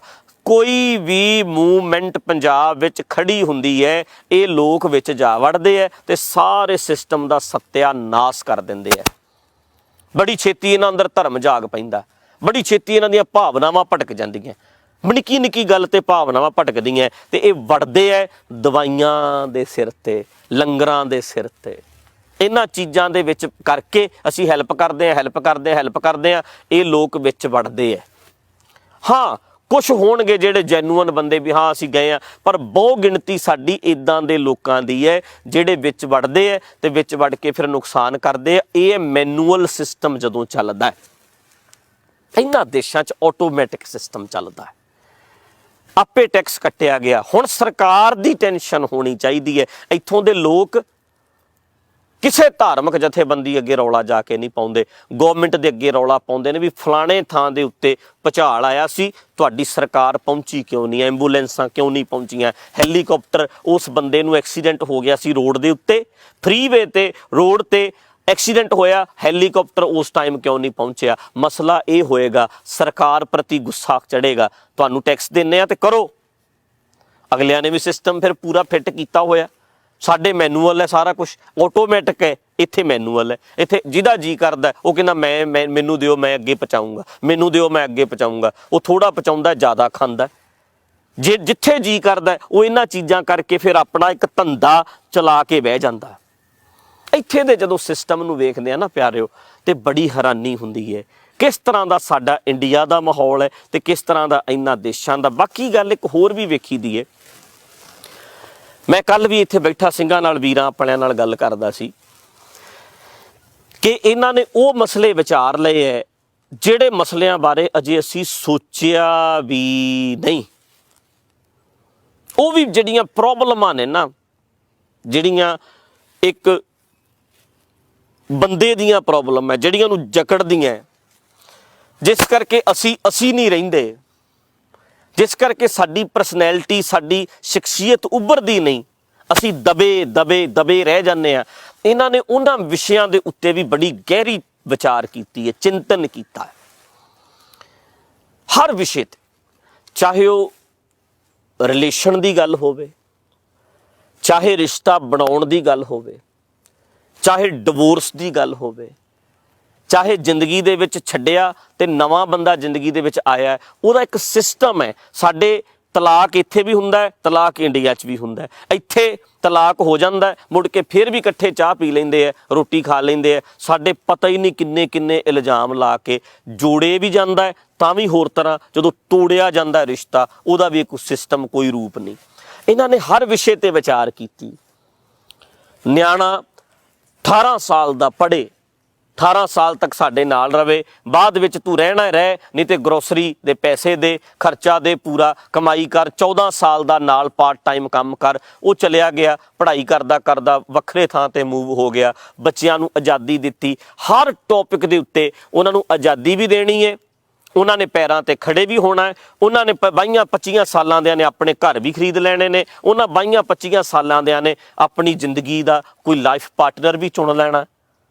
ਹਰ ਚੀਜ਼ ਦੀ ਆਜ਼ਾਦੀ ਦਿੱਤੀ ਔਰ ਬੜੇ ਸੋਹਣੇ ਢੰਗ ਦੇ ਨਾਲ ਇਹਨਾਂ ਵਿਸ਼ਿਆਂ ਤੇ ਡਿਸਕਸ਼ਨ ਕੀਤੀ, ਜਿਹੜੇ ਕਿ ਬੜੇ ਜ਼ਰੂਰੀ ਸੀ। ਵੀਰੋ, ਗੁਰਬਾਣੀ ਨੂੰ ਵਿਚਾਰੋ, ਗੁਰਬਾਣੀ ਨੂੰ ਵਿਚਾਰੋ, ਗੁਰਬਾਣੀ ਨੂੰ ਵਿਚਾਰੋ, ਇਹ ਸਾਰੇ ਅਸੀਂ ਕਹਿੰਦੇ ਹਾਂ। ਮੈਂ ਵੀ ਕਹਿੰਦਾ ਗੁਰਬਾਣੀ ਨੂੰ ਵਿਚਾਰੋ। ਗੁਰਬਾਣੀ ਨੂੰ ਵਿਚਾਰਦਿਆਂ ਮਾਈਂਡ ਚੱਲ ਪਿਆ, ਹੁਣ ਵਿਚਾਰਨ ਲੱਗ ਪਿਆ। ਠੀਕ ਹੈ, ਸੁਭਾਅ ਬਣ ਗਿਆ। ਇੱਕ ਸ਼ਬਦ ਨੂੰ, ਇੱਕ ਵਿਚਾਰ ਨੂੰ ਵਿਚਾਰਦਿਆਂ ਹੁਣ ਸਟਾਰਟ ਹੋ ਗਿਆ। ਹੁਣ ਇਹ ਹਰ ਹਾਲਾਤਾਂ ਨੂੰ ਵਿਚਾਰਨ ਲੱਗ ਪਿਆ, ਢਾਂਚਿਆਂ ਨੂੰ ਵਿਚਾਰਨ ਲੱਗ ਪਿਆ, ਸਿਸਟਮ ਨੂੰ ਵਿਚਾਰਨ ਲੱਗ ਪਿਆ, ਦੇਸ਼ਾਂ ਨੂੰ ਵਿਚਾਰਨ ਲੱਗ ਗਿਆ। ਇਹਦਾ ਕਹਾਂ ਸਮਾਜਾਂ ਨੂੰ ਵਿਚਾਰਨ ਲੱਗ ਪਿਆ। ਜਦੋਂ ਤੁਸੀਂ ਵਿਕਸਿਤ ਸਮਾਜਾਂ ਨੂੰ ਤੇ ਪਛੜੇ ਸਮਾਜਾਂ ਨੂੰ ਵਿਚਾਰਨ ਲੱਗ ਪਏ, ਕਿਉਂਕਿ ਤੁਹਾਡਾ ਮਾਈਂਡ ਹੁਣ ਚੱਲ ਪਿਆ ਨਾ, ਸਟਾਰਟ ਹੋ ਗਿਆ। ਅਸੀਂ ਧਾਰਮਿਕ ਲੋਕ ਸੀ, ਅਸੀਂ ਧਾਰਮਿਕ ਢਾਂਚੇ 'ਚੋਂ ਚੱਲ ਰਹੇ ਹਾਂ, ਅਸੀਂ ਵਿਚਾਰਦੇ ਹਾਂ। ਮਾਈਂਡ 'ਚ ਵਿਚਾਰਨ ਲੱਗਾ, ਤਰਕ ਲੱਗਾ ਕਰਨ, ਲੌਜਿਕ ਲੱਗਿਆ ਲੱਭਣ, ਲੱਭਦਿਆਂ ਐਸਾ ਸਟਾਰਟ ਹੋਇਆ। ਹੁਣ ਸਮਾਜਾਂ ਨੂੰ ਵਿਚਾਰੀਦਾ, ਪਛੜੇ ਸਮਾਜਾਂ ਨੂੰ ਵੀ ਬਹਿ ਕੇ ਵਿਚਾਰ ਲਈਦਾ ਤੇ ਵਿਕਸਿਤ ਸਮਾਜਾਂ ਨੂੰ ਵੀ ਬਹਿ ਕੇ ਵਿਚਾਰੀਦਾ। ਉੱਥੇ ਫਿਰ ਡਿਸਕਸ਼ਨ ਹੁੰਦੀ ਹੈ ਅੰਦਰ, ਕੀ ਫਰਕ ਹੈ। ਉਹਨਾਂ ਨੂੰ ਵਿਚਾਰਿਆ ਤੇ ਫਿਰ ਵੇਖਿਆ ਇਹਨਾਂ ਲੋਕਾਂ ਨੇ ਹਰ ਟੌਪਿਕ ਦੇ ਉੱਤੇ ਡਿਸਕਸ਼ਨ ਕੀਤੀ। ਪੈਰ ਫੜਨ ਨੂੰ ਜੀ ਕਰਦਾ ਜਿਨ੍ਹਾਂ ਲੋਕਾਂ ਨੇ ਇਹਨਾਂ ਗਹਿਰੇ ਵਿਸ਼ਿਆਂ ਦੇ ਉੱਤੇ, ਵੀ ਜਿਹਦੇ ਕਰਕੇ ਬੰਦਾ ਇੱਕ ਥਾਂ ਦੇ ਉੱਤੇ ਖੜ ਹੀ ਜਾਂਦਾ ਹੈ, ਜਿਸ ਕਰਕੇ ਉਹਦਾ ਦਿਮਾਗ ਹੀ ਨਹੀਂ ਚੱਲਦਾ, ਹਿਪਨੋਟਾਈਜ਼ ਹੋ ਜਾਂਦਾ ਹੈ। ਉਹਨੂੰ ਜਕੜ ਕਿਹੜੀਆਂ ਭੈੜੀਆਂ ਹੈਬਿਟਸ, ਭੈੜੀਆਂ ਆਦਤਾਂ ਜਾਂ ਕਿਹੜੀਆਂ ਉਹਦੀਆਂ ਬੁਰਾਈਆਂ ਨੇ, ਉਹਨਾਂ ਤੇ ਵਿਸ਼ਿਆਂ ਤੇ ਗੱਲ ਕੀਤੀ, ਉਹਨਾਂ ਨੂੰ ਖੁੱਲ੍ਹ ਦਿੱਤੀ, ਹਰ ਟੌਪਿਕ ਤੇ ਗੱਲ ਕੀਤੀ। ਤੇ ਆਹ ਸਮਾਜ ਇੰਨਾ ਸੋਹਣਾ ਬਣਿਆ। ਸਾਡੇ ਤੇ ਨਾ ਭੰਡਦੇ ਨਹੀਂ ਥੱਕਦੇ। ਇੱਥੇ ਜੀ ਇਹ ਬਾਹਰਲੇ ਦੇਸ਼ਾਂ 'ਚ ਤਾਂ ਗੰਦਗੀ ਬੜੀ ਹੈ। ਮੈਂ ਕਹਿੰਦਾ ਹੁੰਦਾ ਉਹ ਸਾਹਮਣੇ ਹੈ, ਜੇ ਹੋਏਗੀ 5%, ਸਾਡੇ 95% ਇੱਥੇ ਹੈ। ਇੱਥੇ ਸਾਡੇ ਇੱਥੇ ਆ ਨਾਲ ਵਾਲਾ ਘਰ ਹੈ, ਮੰਨ ਲਓ, ਇੱਥੇ ਕੋਈ ਉੱਦਾਂ ਦੇ ਕੱਪੜੇ ਪਾ ਕੇ ਔਰਤ ਫਿਰਦੀ ਹੈ, ਅਸੀਂ 15-20 ਜਣੇ ਪੰਜਾਬੀ ਤੁਰੇ ਫਿਰਦੇ ਹੋਣ ਇੱਥੇ, ਉਹਨਾਂ ਨੇ ਘੁੰਮ ਕੇ ਗੇੜੇ ਉੱਧਰ ਨੂੰ ਮਾਰਨੇ ਨੇ, ਉੱਧਰ ਨੂੰ ਵੇਖਣਾ। ਤੇ ਸਾਡੇ ਇੱਧਰ ਕੋਈ ਇੱਕ ਧੀ ਭੈਣ ਹੋਵੇ, ਉੱਧਰ ਹੋਣ 15-20 ਗੋਰਿਆਂ ਦੇ ਬੱਚੇ ਵੀ ਹੋਣ, ਉਹ ਮੁੜ ਕੇ ਇੱਧਰ ਨੂੰ ਨਹੀਂ ਵੇਖਦੇ। ਇੱਥੇ ਸਾਡੇ ਜ਼ਿਆਦਾ ਖਲਾਰਾ ਪਿਆ ਹੋਇਆ। ਇਹਨਾਂ ਵਿਸ਼ਿਆਂ ਤੇ ਡਿਸਕਸ਼ਨ ਹੀ ਨਹੀਂ ਹੋਈ, ਇਹਨਾਂ ਵਿਸ਼ਿਆਂ ਤੇ ਕਦੇ ਵਿਚਾਰ ਹੀ ਨਹੀਂ ਹੋਈ। ਹਰ ਵਿਸ਼ੇ ਤੇ ਮਾਪਿਆਂ ਦੀ ਕੇਅਰ ਕਿੱਦਾਂ ਕਰਨੀ, ਕਿਵੇਂ ਇੱਕ ਦੂਜੇ ਦੀ ਲਾਈਫ 'ਚ ਇੰਟਰਫੇਅਰ ਨਹੀਂ ਕਰਨਾ, ਕਿਵੇਂ। ਅਸੀਂ ਤੇ ਯਾਰ ਇੱਥੋਂ ਕੋਲੋਂ ਬੰਦੇ ਲੰਘ ਜਾਂਦੇ ਐ, ਇੱਕ ਵਾਰ ਭਰ ਕੇ ਨਜ਼ਰ ਵੇਖਦੇ ਵੀ ਨਹੀਂ, ਤੱਕਦੇ ਵੀ ਨਹੀਂ ਕਿ ਤੁਸੀਂ ਕੀ ਖਾ ਰਹੇ ਹੋ, ਕੀ ਬੈਠੇ ਕਰ ਰਹੇ ਹੋ। ਅਸੀਂ ਜਿੰਨਾ ਚਿਰ ਅਗਲੇ ਦੀ ਥਾਲੀ ਤੱਕ ਨਾ ਵੇਖ ਲਈਏ, ਗਹਿਰਾਈ ਤੱਕ ਨਾ ਵੇਖ ਲਈਏ, ਉਹਨਾਂ ਚਿਰ ਅਸੀਂ ਨਜ਼ਰ ਨਹੀਂ ਪਰੇ ਹਟਾਉਂਦੇ। ਇਹਨਾਂ ਨੇ ਹਰ ਟੌਪਿਕ ਤੇ ਵਿਚਾਰ ਕੀਤੀ। ਮਤਲਬ ਕਹਿਣ ਦਾ ਵੀਰੋ, ਕਿਤਾਬਾਂ ਵਿਚਾਰਨ ਵਾਲਿਓ, ਪੜ੍ਹਾਈਆਂ ਵਿਚਾਰਦੇ ਰਹੇ, ਸਮਾਜ ਗੁਰਬਾਣੀ ਨੂੰ ਵਿਚਾਰਦੇ ਰਹੇ। ਵਿਚਾਰਦਿਆਂ ਨੇ ਫਿਰ ਸਮਾਜਾਂ ਨੂੰ ਵਿਚਾਰਨਾ ਸੀ, ਹਾਲਾਤਾਂ ਨੂੰ ਵਿਚਾਰਨਾ ਸੀ। ਸਾਡੇ ਸਾਹਮਣੇ ਸੀ ਇਹ ਲੋਕ। ਬੜਾ ਕੁਝ, ਮੈਂ ਸੱਚ ਕਹਿ ਰਿਹਾ, ਇਹਨਾਂ ਵੱਲ ਵੇਖ ਕੇ, ਇਹਨਾਂ ਦੀ ਗੱਲ ਕਰਨ ਦਾ ਢੰਗ, ਹਿੰਮਤ ਵੇਖ ਕੇ ਬੜਾ ਕੁਝ ਸਿੱਖਿਆ ਹੈ। ਕਿਉਂਕਿ ਅਸੀਂ ਗੁਰਬਾਣੀ ਤੇ ਜ਼ਰੂਰ ਵਿਚਾਰਦੇ ਸੀ, ਪਰ ਸਮਾਜ ਤੇ ਉਸੇ ਵਿੱਚ ਹੀ ਰਹੀਦਾ ਨਾ। ਮੈਂ ਵੀ ਉੱਥੇ ਹੀ ਰਹਿੰਦਾ, ਤੁਹਾਡਾ ਹੀ ਭਰਾ ਆ, ਤੁਹਾਡੇ 'ਚ ਹੀ ਰਹੀਦਾ ਦਿਨ ਰਾਤ। ਪਰ ਜੋ ਇਹਨਾਂ ਦੇ ਵਿੱਚ ਖੁੱਲ੍ਹ ਕੇ ਜਿਹੜੀ ਇੱਦਾਂ ਖੜੇ ਹੋਣ ਦੀ ਗੱਲ ਨੂੰ ਵੇਖਿਆ, ਫਰਕ ਪੈਂਦਾ ਯਾਰ। ਨਿੱਕੇ ਨਿੱਕੇ ਨਿਆਣਿਆਂ ਨੂੰ ਕਿੱਦਾਂ ਪਾਲਦੇ ਹੈ, ਕਿਵੇਂ ਸਾਂਭਦੇ ਹੈ, ਕਿਵੇਂ ਇਹਨਾਂ ਦਾ ਸਾਰਾ ਢਾਂਚਾ ਕੰਮ ਕਰਦਾ ਹੈ, ਉਹਦੇ ਵਿੱਚੋਂ ਕਿੰਨਾ ਕੁਝ ਸਮਾਜ ਨੂੰ ਵਿਚਾਰਦਿਆਂ, ਸਮਾਜ ਨੂੰ ਪੜ੍ਹਦਿਆਂ ਅਸੀਂ ਸਿੱਖਿਆ ਔਰ ਸਿੱਖ ਰਹੇ ਹਾਂ। ਸਾਡੇ ਭੰਡਿਆ ਜਾਂਦਾ, ਹੱਥ ਨਾ ਪਹੁੰਚੇ ਥੂ ਕੌੜੀ, ਜਿਹੜਾ ਕੰਮ ਨਹੀਂ ਕਰ ਸਕੇ ਤੇ ਭੰਡਦੇ ਰਹੋ। ਹੁਣ ਆਮ ਹੀ ਹੁੰਦਾ ਨਾ, ਸਾਡੇ ਬੰਦੇ ਬੜੇ ਬੜੇ ਵਿਦਵਾਨ ਸਿੱਖ ਧਰਮ ਦੇ ਵਿੱਚ ਨੇ, ਕਹਿਣਗੇ ਇਹਨਾਂ ਨੂੰ ਬੋਲਣਾ ਨਹੀਂ ਆਉਂਦਾ, ਇਹਨਾਂ ਨੂੰ ਗੱਲ ਨਹੀਂ ਕਰਨੀ ਆਉਂਦੀ। ਉਹਨਾਂ ਨੂੰ ਪਤਾ ਹੈ ਵੀ ਸਾਡੀਆਂ ਲੱਤਾਂ ਭਾਰ ਨਹੀਂ ਚੱਲਦੀਆਂ, ਘਰਾਂ ਦੇ ਵਿੱਚ ਅਸੀਂ ਬੈਠੇ ਹਾਂ, ਵੱਡੀਆਂ ਵੱਡੀਆਂ ਪੜ੍ਹਾਈਆਂ ਕੀਤੀਆਂ, ਬੜੀਆਂ ਬੜੀਆਂ ਕਿਤਾਬਾਂ ਪੜ੍ਹੀਆਂ, ਸਿੱਖ ਕੌਮ ਦੇ ਅਸੀਂ ਬੁੱਧੀਜੀਵੀ ਕਹਾਨੇ ਆ, ਤੇ ਸਾਡੇ ਤੋਂ ਉਹ ਕੰਮ ਹੋਇਆ ਨਹੀਂ। ਖੁੱਲ੍ਹ ਕੇ ਸਟੈਂਡ ਨਹੀਂ ਲਏ ਗਏ। ਸ਼ਰੇਆਮ ਟਕਸਾਲਾਂ ਦੀ ਗੁੰਡਾਗਰਦੀਆਂ ਬਾਰੇ ਸਾਡੇ ਤੋਂ ਬੋਲ ਨਹੀਂ ਹੋਇਆ। ਸਾਡੀਆਂ ਲੱਤਾਂ ਨੇ ਭਾਰ ਨਹੀਂ ਝੱਲਿਆ। ਸਾਨੂੰ ਪਤਾ ਸੀ ਘਰ ਆ ਜਾਣਗੇ, ਘੇਰ ਲੈਣਗੇ। ਤੇ ਜੇ ਕੋਈ ਬੰਦਾ ਕਰਨ ਲੱਗੇਗਾ, ਫਿਰ ਕਹੋ ਨਹੀਂ ਜੀ ਇਹਨੂੰ ਬੋਲਣਾ ਨਹੀਂ ਆਉਂਦਾ, ਇਹ ਜੀ ਭਾਸ਼ਾ ਤੇ ਇੱਦਾਂ ਹੋਣਾ ਚਾਹੀਦਾ ਹੈ। ਕਿਹੜੀ ਭਾਸ਼ਾ, ਕਿਹੜੇ ਗਲਤ ਸ਼ਬਦ, ਕਿਹੜਾ ਨੁਕਸਾਨ ਕੀਤਾ ਕਿਸੇ ਦਾ? ਪਰ ਮਤਲਬ ਕਹਿਣ ਦਾ, ਜਦੋਂ ਬੰਦਾ ਕਰ ਨਹੀਂ ਸਕਦਾ ਹੁੰਦਾ, ਫਿਰ ਜਿਹੜਾ ਬੰਦਾ ਕਰਦਾ ਹੈ ਉਹਨੂੰ ਭੰਡਣ ਦੀ ਕੋਸ਼ਿਸ਼ ਕਰਦਾ, ਉਹਨੂੰ ਗਲਤ ਕਹਿਣ ਦੀ ਕੋਸ਼ਿਸ਼ ਕਰਦਾ। ਹੋਣਾ ਤੇ ਇਹ ਚਾਹੀਦਾ ਕਿ ਬੰਦਾ ਕਹੇ ਯਾਰ ਮੇਰੇ ਤੋਂ ਨਹੀਂ ਹੋ ਸਕਿਆ, ਮੇਰੇ ਕੋਲ ਇੰਨਾ ਪ੍ਰਬੰਧ ਨਹੀਂ ਸੀ, ਮੇਰੇ ਕੋਲ ਸਿਕਿਉਰਿਟੀ ਨਹੀਂ ਸੀ, ਮੇਰੇ ਕੋਲ ਇੰਨੇ ਬੰਦੇ ਨਹੀਂ ਸੀ, ਮੈਂ ਇੰਨਾ ਕੁਝ ਕਰ ਨਹੀਂ ਸਕਿਆ। ਸ਼ਾਬਾਸ਼ੇ ਬਈ, ਸ਼ਾਬਾਸ਼ੇ ਮੁੰਡਿਓ, ਸ਼ਾਬਾਸ਼ੇ। ਪੜ੍ਹਿਆ ਲਿਖਿਆ ਸਾਡਾ ਮਸ਼ੀਨਰੀ ਲਾਣਾ, ਆ ਸਾਡੇ ਵਿਦਵਾਨ, ਸਾਡੇ ਬੁੱਧੀਜੀਵੀ, ਵਾਹ ਬਈ ਵਾਹ, ਕਰ ਲਓ। ਪਰ ਸਾਡੇ ਕੀ ਹੁੰਦਾ ਹੈ? ਸਾਡੇ ਉਲਟਾ ਭੰਡਿਆ ਜਾਂਦਾ, ਲੱਤਾਂ ਖਿੱਚੀਆਂ ਜਾਂਦੀਆਂ। ਹਿੰਮਤ ਕਰਕੇ ਨਾ, ਜਿਵੇਂ ਕੋਈ ਬੰਦਾ ਹਜ਼ਾਰਾਂ ਬੰਦੇ ਕਿਸੇ ਬੰਦੇ ਨੂੰ ਫੜ ਲੈਣ, ਉਹਦੇ ਚੋਂ ਛਡਾ ਕੇ ਨਹੀਂ ਬੰਦਾ ਨਿਕਲਦਾ ਹੁੰਦਾ, ਉੱਦਾਂ ਨਿਕਲਣਾ ਪੈਂਦਾ। ਇੱਦਾਂ ਲੱਤਾਂ ਖਿੱਚਦੇ ਆ ਸਾਰੇ। ਹਰ ਬੰਦਾ ਰਵਾਉਣ ਦੀ ਕੋਸ਼ਿਸ਼ ਕਰਦਾ ਵੀ ਤੈਨੂੰ ਰਵਾ ਕੇ ਛੱਡਣਾ। ਅਸੀਂ ਕਿਹੜਾ ਇਲਜ਼ਾਮ ਆ ਜਿਹੜਾ ਤੇਰੇ ਤੇ ਨਹੀਂ ਲਾਉਣਾ? ਅਸੀਂ ਕਿਹੜਾ ਦੁਨੀਆ ਦਾ ਦੋਸ਼ ਹੈ ਜਿਹੜਾ ਤੇਰੇ 'ਚ ਨਹੀਂ ਕੱਢਣਾ? ਕਿਹੜੀ ਦੁਨੀਆ ਦੀ ਗਲਤੀ ਜਿਹੜੀ ਤੇਰੇ 'ਚ ਨਹੀਂ ਕੱਢਣੀ? ਤੂੰ ਸਾਹ ਲੈ, ਤੂੰ ਬੋਲ, ਤੂੰ ਇੱਕ ਗੱਲ ਕਹਿ। ਪਰ ਫਿਰ ਵੀ ਇਹਨਾਂ ਸਾਰਿਆਂ ਦੇ ਨਾਲ ਇੱਦਾਂ, ਇਹ ਕਹਿੰਦੇ ਨੇ ਰਵਾਉਣਾ ਜ਼ਰੂਰ ਹੈ, ਪਰ ਫਿਰ ਵੀ ਆਪਣੇ ਆਪ ਨੂੰ ਕਾਇਮ ਕਰਕੇ ਹੱਸਦੇ ਰਹੀਦਾ, ਖਿੜੇ ਰਹੀਦਾ, ਕਾਇਮ ਰਹੀਦਾ, ਚੜ੍ਹਦੀ ਕਲਾ 'ਚ ਰਹੀਦਾ। ਸਾਰਿਆਂ ਨੂੰ ਐ ਸਿੱਟ ਕੇ ਨਾ, ਜਿਵੇਂ ਕਈ ਵਾਰੀ ਬੰਦਾ ਪਰੇ ਨਹੀਂ ਮਾਰਦਾ, ਤੱਕ ਕੇ ਐ ਮਾਰ ਕੇ ਫਿਰ ਵੀ ਗੱਲ ਕਰਦੇ ਰਹੀਦਾ। ਨਹੀਂ ਨਹੀਂ, ਆਹ ਹਾਸਾ ਨਹੀਂ ਖੋ ਸਕਦੇ ਤੁਸੀਂ। ਇੱਥੇ ਤੱਕ ਵੀ ਕਹਿ ਦਈਦਾ ਵੀ ਸਾਡੀ ਤਾਂ ਲਾਸ਼ ਵੀ ਹੱਸੂ, ਜਿਹਦੇ ਮਰੇ ਹੋਵਾਂਗੇ ਉਹਦੇ ਵੇਖਿਓ, ਉਹਦੇ ਵੀ ਖਿੜ ਕੇ ਰਵਾਂਗੇ। ਪਰ ਨਹੀਂ ਨਾ ਕਰ ਸਕੇ ਤੇ ਫਿਰ ਕੀ ਕਹਿੰਦੇ ਆ? ਇਹ ਜੀ ਗਲਤ ਹੋ ਗਏ ਜੀ, ਐ ਹੋ ਗਿਆ, ਇਹਨਾਂ ਨੂੰ ਪਤਾ ਨਹੀਂ ਜੀ, ਇਹਨਾਂ ਨੂੰ ਬੋਲਣ ਦਾ ਨਹੀਂ ਪਤਾ ਜੀ। ਕਿਉਂਕਿ ਕਰ ਨਹੀਂ ਸਕੇ, ਫਿਰ ਦੂਜੇ ਪਾਸੇ ਖੜ ਜਾਓ। ਸ਼ਾਬਾਸ਼ੇ ਦੇ ਕੇ ਵੀ ਕੰਮ ਚੱਲ ਸਕਦਾ ਸੀ, ਸਪੋਰਟ ਕਰਕੇ ਵੀ ਕੰਮ ਚੱਲ ਸਕਦਾ ਸੀ। ਚਲੋ ਛੱਡੋ, ਇਹ ਚੈਪਟਰ ਵੱਖਰਾ ਹੈ। ਜਦੋਂ ਬੰਦਾ ਕਰ ਨਹੀਂ ਸਕਦਾ ਹੁੰਦਾ ਤੇ ਭੰਡਦਾ ਹੈ, ਜਿਵੇਂ ਇਹਨਾਂ ਦੇਸ਼ਾਂ ਵਰਗੇ ਨਹੀਂ ਬਣ ਸਕੇ, ਫਿਰ ਉੱਥੇ ਤਾਂ ਜੀ ਇੱਦਾਂ ਹੈ, ਉੱਥੇ ਤੇ ਜੀ ਆਹ ਹੈ, ਉੱਥੇ ਤੇ ਜੀ ਉਹ ਹੈ, ਇੱਦਾਂ ਦੀਆਂ ਗੱਲਾਂ ਕਰਕੇ ਫਿਰ ਅਸੀਂ ਭੰਡਦੇ ਹਾਂ। ਫਿਰ ਜਦੋਂ ਕਹੀਦਾ ਵੀ ਜੇ ਮਾੜਾ ਹੈ ਤੇ ਫਿਰ ਤੁਸੀਂ ਆਏ ਕਿਉਂ ਅਮਰੀਕਾ ਵਰਗੇ ਦੇਸ਼ਾਂ ਵਿੱਚ? ਤੁਸੀਂ ਕਿਸ ਤਰ੍ਹਾਂ ਆਏ? ਸਾਰੇ ਹੀ ਜਾਂਦੇ ਆ, ਸਾਰਿਆਂ ਦੇ ਬੱਚੇ ਗਏ ਆ, ਸਾਰੇ ਅੱਜ ਤਿਆਰ ਵੀ ਹੈ ਜਾਣ ਨੂੰ, ਲੋਕਾਂ ਦੇ ਨਿਆਣੇ ਜਾਣ ਵਾਸਤੇ ਰੈਡੀ ਨੇ। ਸੋ ਇਸ ਕਰਕੇ ਅਸੀਂ ਇਹਨਾਂ ਦੇਸ਼ਾਂ 'ਚ ਰਹਿਣਾ ਨਹੀਂ ਚਾਹੁੰਦੇ। ਮੈਂ ਅਮਰੀਕਾ ਬੈਠਾ, ਮੈਨੂੰ ਰਹਿਣਾ ਕੋਈ ਔਖਾ ਥੋੜ੍ਹਾ ਹੈ। ਮੈਂ ਤਾਂ 1 ਸਾਲ ਵਿੱਚ ਗ੍ਰੀਨ ਕਾਰਡ ਹੋ ਸਕਦਾ, ਕਿੰਨਾ ਕੁ ਔਖਾ। ਪੱਕੇ ਹੋਣ ਨੂੰ ਕਿੰਨਾ ਕੁ ਟਾਈਮ ਲੱਗਣਾ? ਮੇਰੇ ਨਾਲ 5-7 ਜਣੇ ਆਏ ਆ, ਹੋ ਜੋ ਪੱਕੇ, ਅਸੀਂ ਤੇ ਹੋ ਜਾਂਦੇ ਹਾਂ, ਸਾਡਾ ਮਸਲਾ ਨਹੀਂ। ਅਸੀਂ ਉੱਥੇ ਹੀ ਰਹਿਣਾ ਚਾਹੁੰਦੇ ਹਾਂ। ਅਸੀਂ ਕਹਿੰਦੇ ਹਾਂ ਇਹਨਾਂ ਚੰਗੀਆਂ ਸਮਾਜਾਂ 'ਚ ਗੇੜਾ ਮਾਰੀਦਾ ਤੇ ਅਸੀਂ ਵੀ ਕਦੇ ਚੰਗੇ ਹੋ ਸਕੀਏ, ਸਾਡਾ ਸਮਾਜ ਵੀ ਕਿਤੇ ਚੰਗਾ ਹੋ ਸਕੇ। ਉਹਨਾਂ ਵਿਸ਼ਿਆਂ ਤੇ ਡਿਸਕਸ਼ਨ ਕਰੇ ਜਿਹੜੀ ਅਸਲ ਪ੍ਰੋਬਲਮ ਹੈ। ਜਿੱਥੇ ਰਿਪੇਅਰ ਕਰਨ ਵਾਲੀ ਚੀਜ਼ ਹੈ ਉਹਨੂੰ ਰਿਪੇਅਰ ਕਰੋ। ਮਸਲਾ ਸਾਡੀ ਸਾਈਕੀ ਦਾ ਹੈ। ਬੰਦਾ ਇਹ ਨਹੀਂ ਵੀ ਟਕਸਾਲ ਦੇ ਵਿੱਚ ਅਰਥ ਹੋਰ ਪੜ੍ਹ ਰਿਹਾ, ਮਿਸ਼ਨਰੀ ਕਾਲਜ ਵਿੱਚ ਹੋਰ ਪੜ੍ਹ ਰਿਹਾ, ਪਰਮੇਸ਼ਰ ਦੁਆਰ ਵਿੱਚ ਹੋਰ ਪੜ੍ਹ ਰਿਹਾ, ਪਰ ਜਿਹੜੀ ਤੁਸੀਂ ਨਾ, ਮੈਂ ਹੁਣ ਇਹਨੂੰ ਐਗਜ਼ੈਂਪਲ ਲੈ ਕੇ ਦੇਖਿਓ, ਟਕਸਾਲ ਚਲੇ ਜਾਓ, ਉੱਥੇ ਦੇ ਅਰਥ ਹੋਰ ਪੜ੍ਹਾਏ ਜਾ ਰਹੇ, ਮਿਸ਼ਨਰੀ ਕਾਲਜ ਵਿੱਚ ਗੱਲਾਂ ਹੋਰ ਤਰੀਕੇ ਸਿਰ ਸਮਝਾਈਆਂ ਜਾਂਦੀਆਂ, ਪਰਮੇਸ਼ਰ ਦੁਆਰ ਵਿੱਚ ਹੋਰ ਤਰ੍ਹਾਂ ਸਮਝਾਈਆਂ ਜਾਂਦੀਆਂ, ਪਰ ਜਿਹੜੀ ਸਾਡੇ ਪੰਜਾਬ ਦੇ, ਇੰਡੀਆ ਦੇ ਮੁੰਡਿਆਂ ਦੀ ਜਿਹੜੀ ਪ੍ਰੋਬਲਮ ਹੋਏਗੀ ਸਾਈਕੀ ਦੀ, ਉਹ ਤਿੰਨਾਂ ਦੀ ਵੀ ਸੇਮ ਹੋਏਗੀ। ਸਾਈਕੀ ਦੀ ਪ੍ਰੋਬਲਮ ਹੈ ਜਿਹੜੀ ਸਾਡੀਆਂ ਕਮਜ਼ੋਰੀਆਂ ਨੇ, ਜਿਨ੍ਹਾਂ ਨੇ ਸਾਨੂੰ ਜਕੜਿਆ, ਉਹ ਤਿੰਨਾਂ ਕੋਲ ਇੱਕੋ ਜਿਹੀਆਂ ਹੋਣਗੀਆਂ। ਉਹਦੇ ਤੇ ਡਿਸਕਸ਼ਨ ਕਰਨੀ ਚਾਹੀਦੀ ਹੈ। ਉਹਦੀ ਪਰਸਨੈਲਿਟੀ ਨੂੰ ਖੋਲ੍ਹਣ ਵਾਸਤੇ ਕੀ ਕੀਤਾ ਜਾਵੇ, ਉਹਦਾ ਹੱਲ ਅਸੀਂ ਕੀ ਕਰੀਏ, ਉਹਨਾਂ ਵਿਸ਼ਿਆਂ ਤੇ ਵਿਚਾਰ ਕਰੀਏ ਜਿਹੜੇ ਕਿ ਸਾਡੇ ਲਈ ਲਾਜ਼ਮੀ ਨੇ, ਜਿਹੜੇ ਸਾਡੇ ਲਈ ਜ਼ਰੂਰੀ ਨੇ, ਜਿਨ੍ਹਾਂ ਨੇ ਸਾਨੂੰ ਬੰਨਿਆ ਹੋਇਆ, ਜਿਸ ਕਰਕੇ ਅਸੀਂ ਪਕੜੇ ਹੋਏ ਹਾਂ, ਫਸੇ ਹੋਏ ਹਾਂ। ਪਰ ਨਹੀਂ, ਔਂਕੜ ਇੱਦਾਂ ਨਹੀਂ ਲਾਉਣਾ, ਦਲੌਂਕੜ ਇੱਦਾਂ ਨਹੀਂ ਲਾਉਣਾ, ਸਿਹਾਰੀ ਇੱਦਾਂ ਨਹੀਂ ਲਾਉਣੀ, ਹਾਹਾ ਐਂ ਬੋਲਣਾ। ਇਹਨਾਂ ਵਿਸ਼ਿਆਂ ਦੇ ਉੱਤੇ ਉਹਨਾਂ ਦੀ ਸੰਥਿਆ ਹੋਰ ਹੈ, ਟਕਸਾਲ ਦੀ, ਮਿਸ਼ਨਰੀ ਵਾਲਿਆਂ ਦੀ ਸੰਥਿਆ ਹੋਰ ਹੈ, ਸੰਥਿਆ ਵੱਖਰੀ ਵੱਖਰੀ ਹੈ। ਪਰ ਲਾਈਫ ਸਟਾਈਲ ਕਿੱਦਾਂ ਦਾ ਹੋਵੇ, ਉਹਦੇ ਵਿੱਚ ਸਾਡੇ 'ਚ ਕਿਹੜੀਆਂ ਕਿਹੜੀਆਂ ਪ੍ਰੋਬਲਮਾਂ ਨੇ, ਉਹਦੇ ਤੇ ਡਿਸਕਸ਼ਨ ਨਹੀਂ ਹੋ ਰਹੀ। ਸਮਾਜ ਕਿੱਦਾਂ ਦਾ ਹੋਵੇ, ਹਾਸਾ ਕਿਉਂ ਗਾਇਬ ਹੈ ਸਾਡਾ, ਅਸੀਂ ਜ਼ਿੰਦਗੀ ਨਾਲੋਂ ਰੁੱਸੇ ਕਿਉਂ ਆ, ਇਹਦੇ ਤੇ ਡਿਸਕਸ਼ਨ ਨਹੀਂ ਹੋ ਰਹੀ। ਸੋ ਇੰਡੀਆ ਨੂੰ ਵੇਖੀਦਾ, ਇਹਨਾਂ ਦੇਸ਼ਾਂ ਨੂੰ ਵੇਖੀਦਾ, ਤੇ ਸਮਾਜਾਂ ਨੂੰ ਪੜ੍ਹੀਦਾ ਹੈ।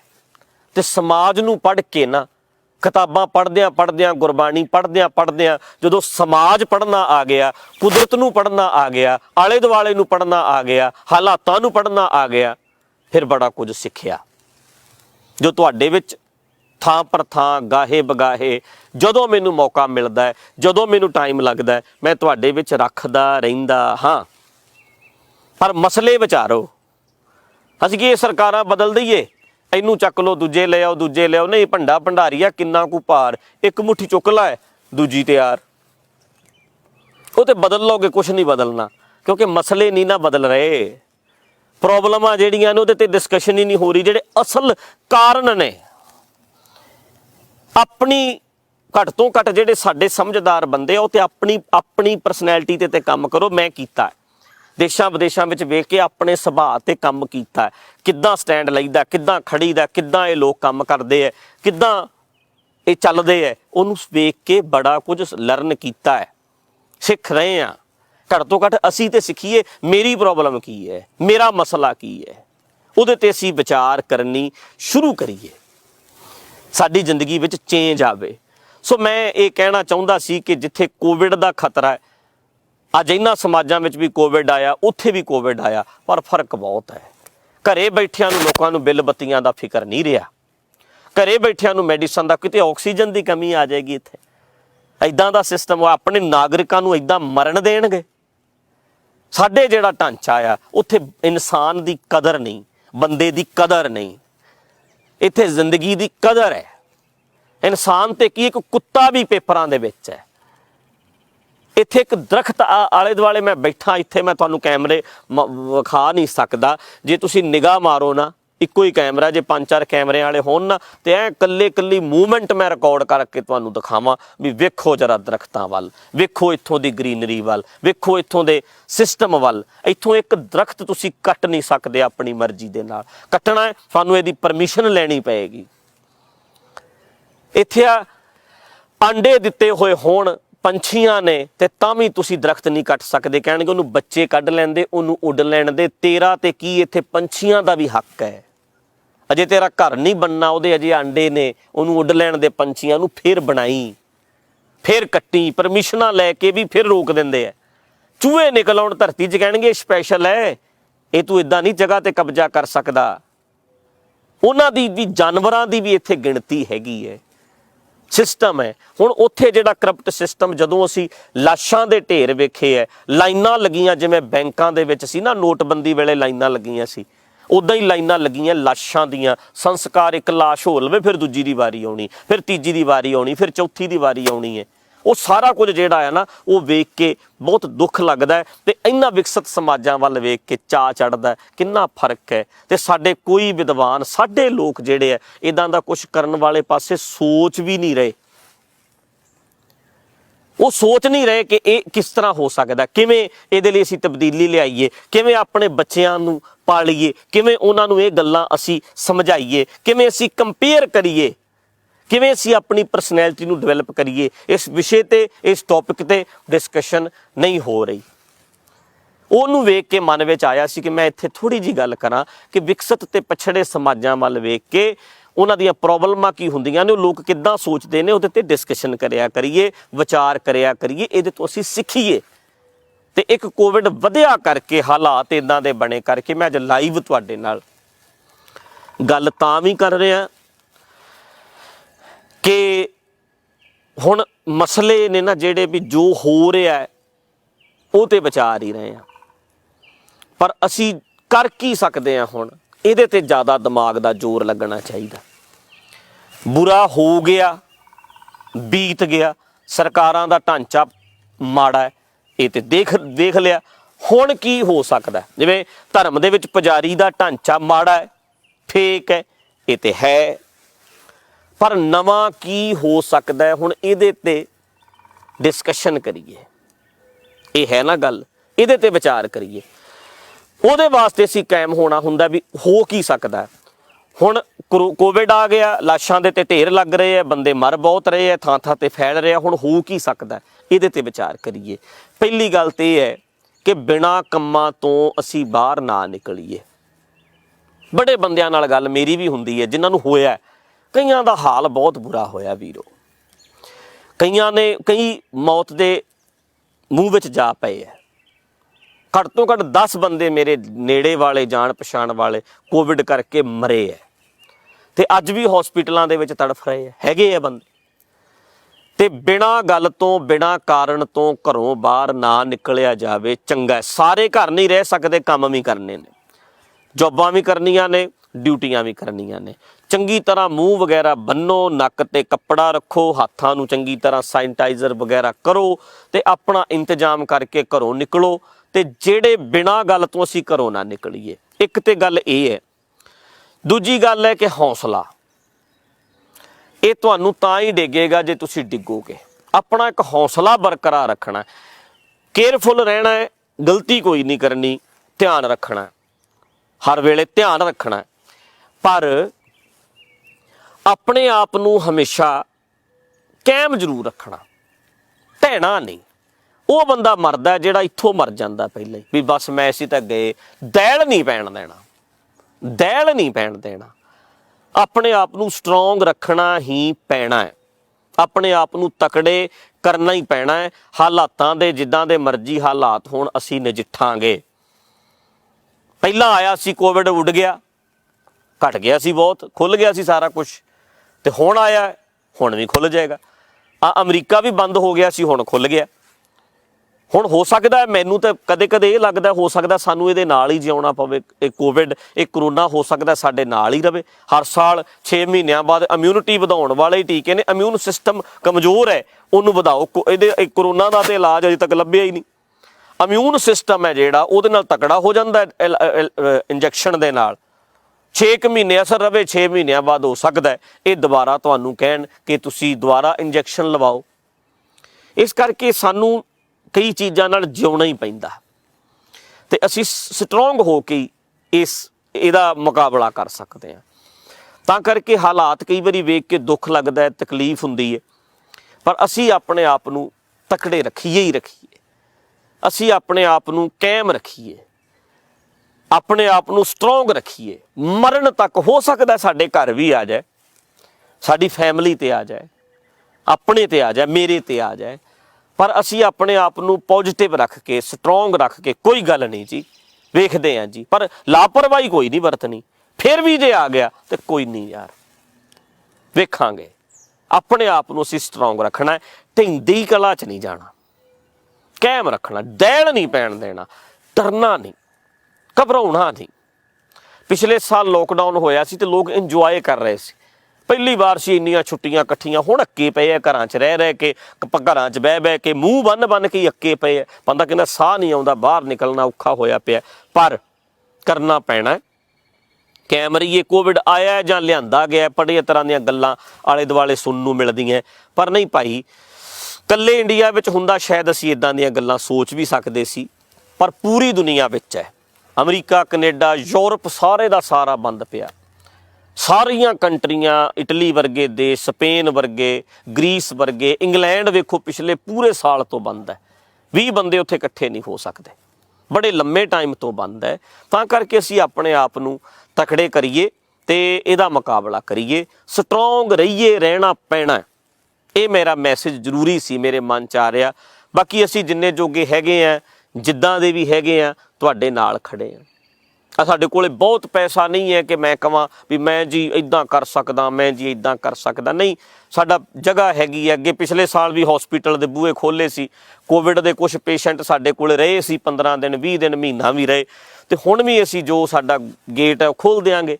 ਜੋ ਵਰਤਣਾ ਚਾਹੁੰਦਾ ਹੈ ਪ੍ਰਸ਼ਾਸਨ, ਸਰਕਾਰ, ਜਿਹਨੂੰ ਚਾਹੀਦਾ ਉਹਨੂੰ ਲਓ। ਕਮਰੇ ਨੇ, ਜੋ ਹੈ, ਦੱਸੋ ਸਾਨੂੰ ਕਿਸ ਤਰ੍ਹਾਂ ਦੇ ਅਸੀਂ ਹੈਲਪ ਕਰ ਸਕਦੇ ਹਾਂ, ਉਹ ਅਸੀਂ ਕਰਨ ਵਾਸਤੇ ਤਿਆਰ ਹਾਂ। ਪਰ ਆਪਣੇ ਲੋਕਾਂ ਵੱਲ ਵੇਖ ਕੇ ਇਹ ਵੀ ਜ਼ਰੂਰ ਆਉਂਦਾ ਵੀ ਕੋਵਿਡ ਲੰਘ ਜਾਣ ਦਿਓ, ਉਹੀ ਤੁਹਾਡੀਆਂ ਸਰਕਾਰਾਂ, ਉਹੀ ਤੁਹਾਡਾ ਢਾਂਚਾ, ਇੱਕ ਡੱਬੇ ਦੇ ਪਿੱਛੇ ਅਸੀਂ ਵਿਕ ਜਾਂਦੇ ਹਾਂ।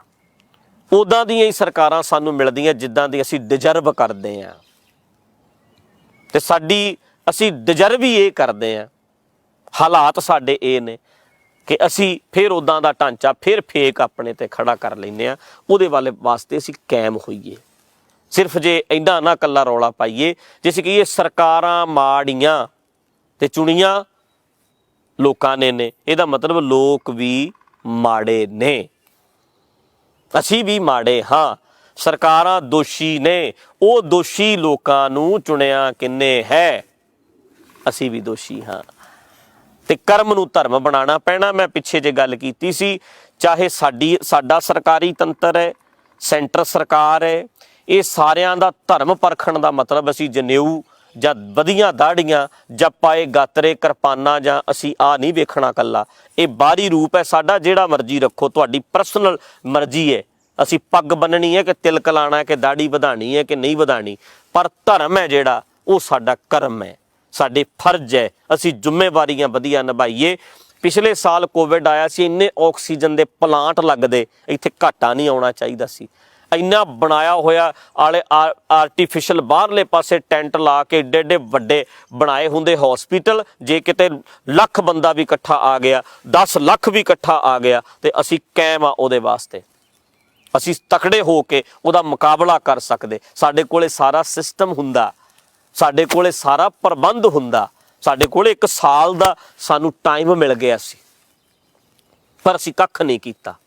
ਉਦੋਂ ਵੀ ਕਹਿੰਦੇ ਸੀ ਪ੍ਰਬੰਧ ਹੈ ਨਹੀਂ, ਹੁਣ ਵੀ ਕਹਿੰਦੇ ਆ ਪ੍ਰਬੰਧ ਹੈ ਨਹੀਂ। ਕਰਨਾ ਕਿਹਨਾਂ ਨੇ? ਬਥੇਰਾ ਪੈਸਾ ਸਾਡੇ ਕੋਲ ਹੋਰ ਪਾਸੇ ਖਰਚਿਆ ਜਾਂਦਾ ਹੈ, ਉਹਨੂੰ ਕੋਈ ਚੱਜਦਿਆਂ ਕੰਮਾਂ ਉੱਤੇ ਵੀ ਵਰਤਿਆ ਜਾ ਸਕਦਾ ਸੀ।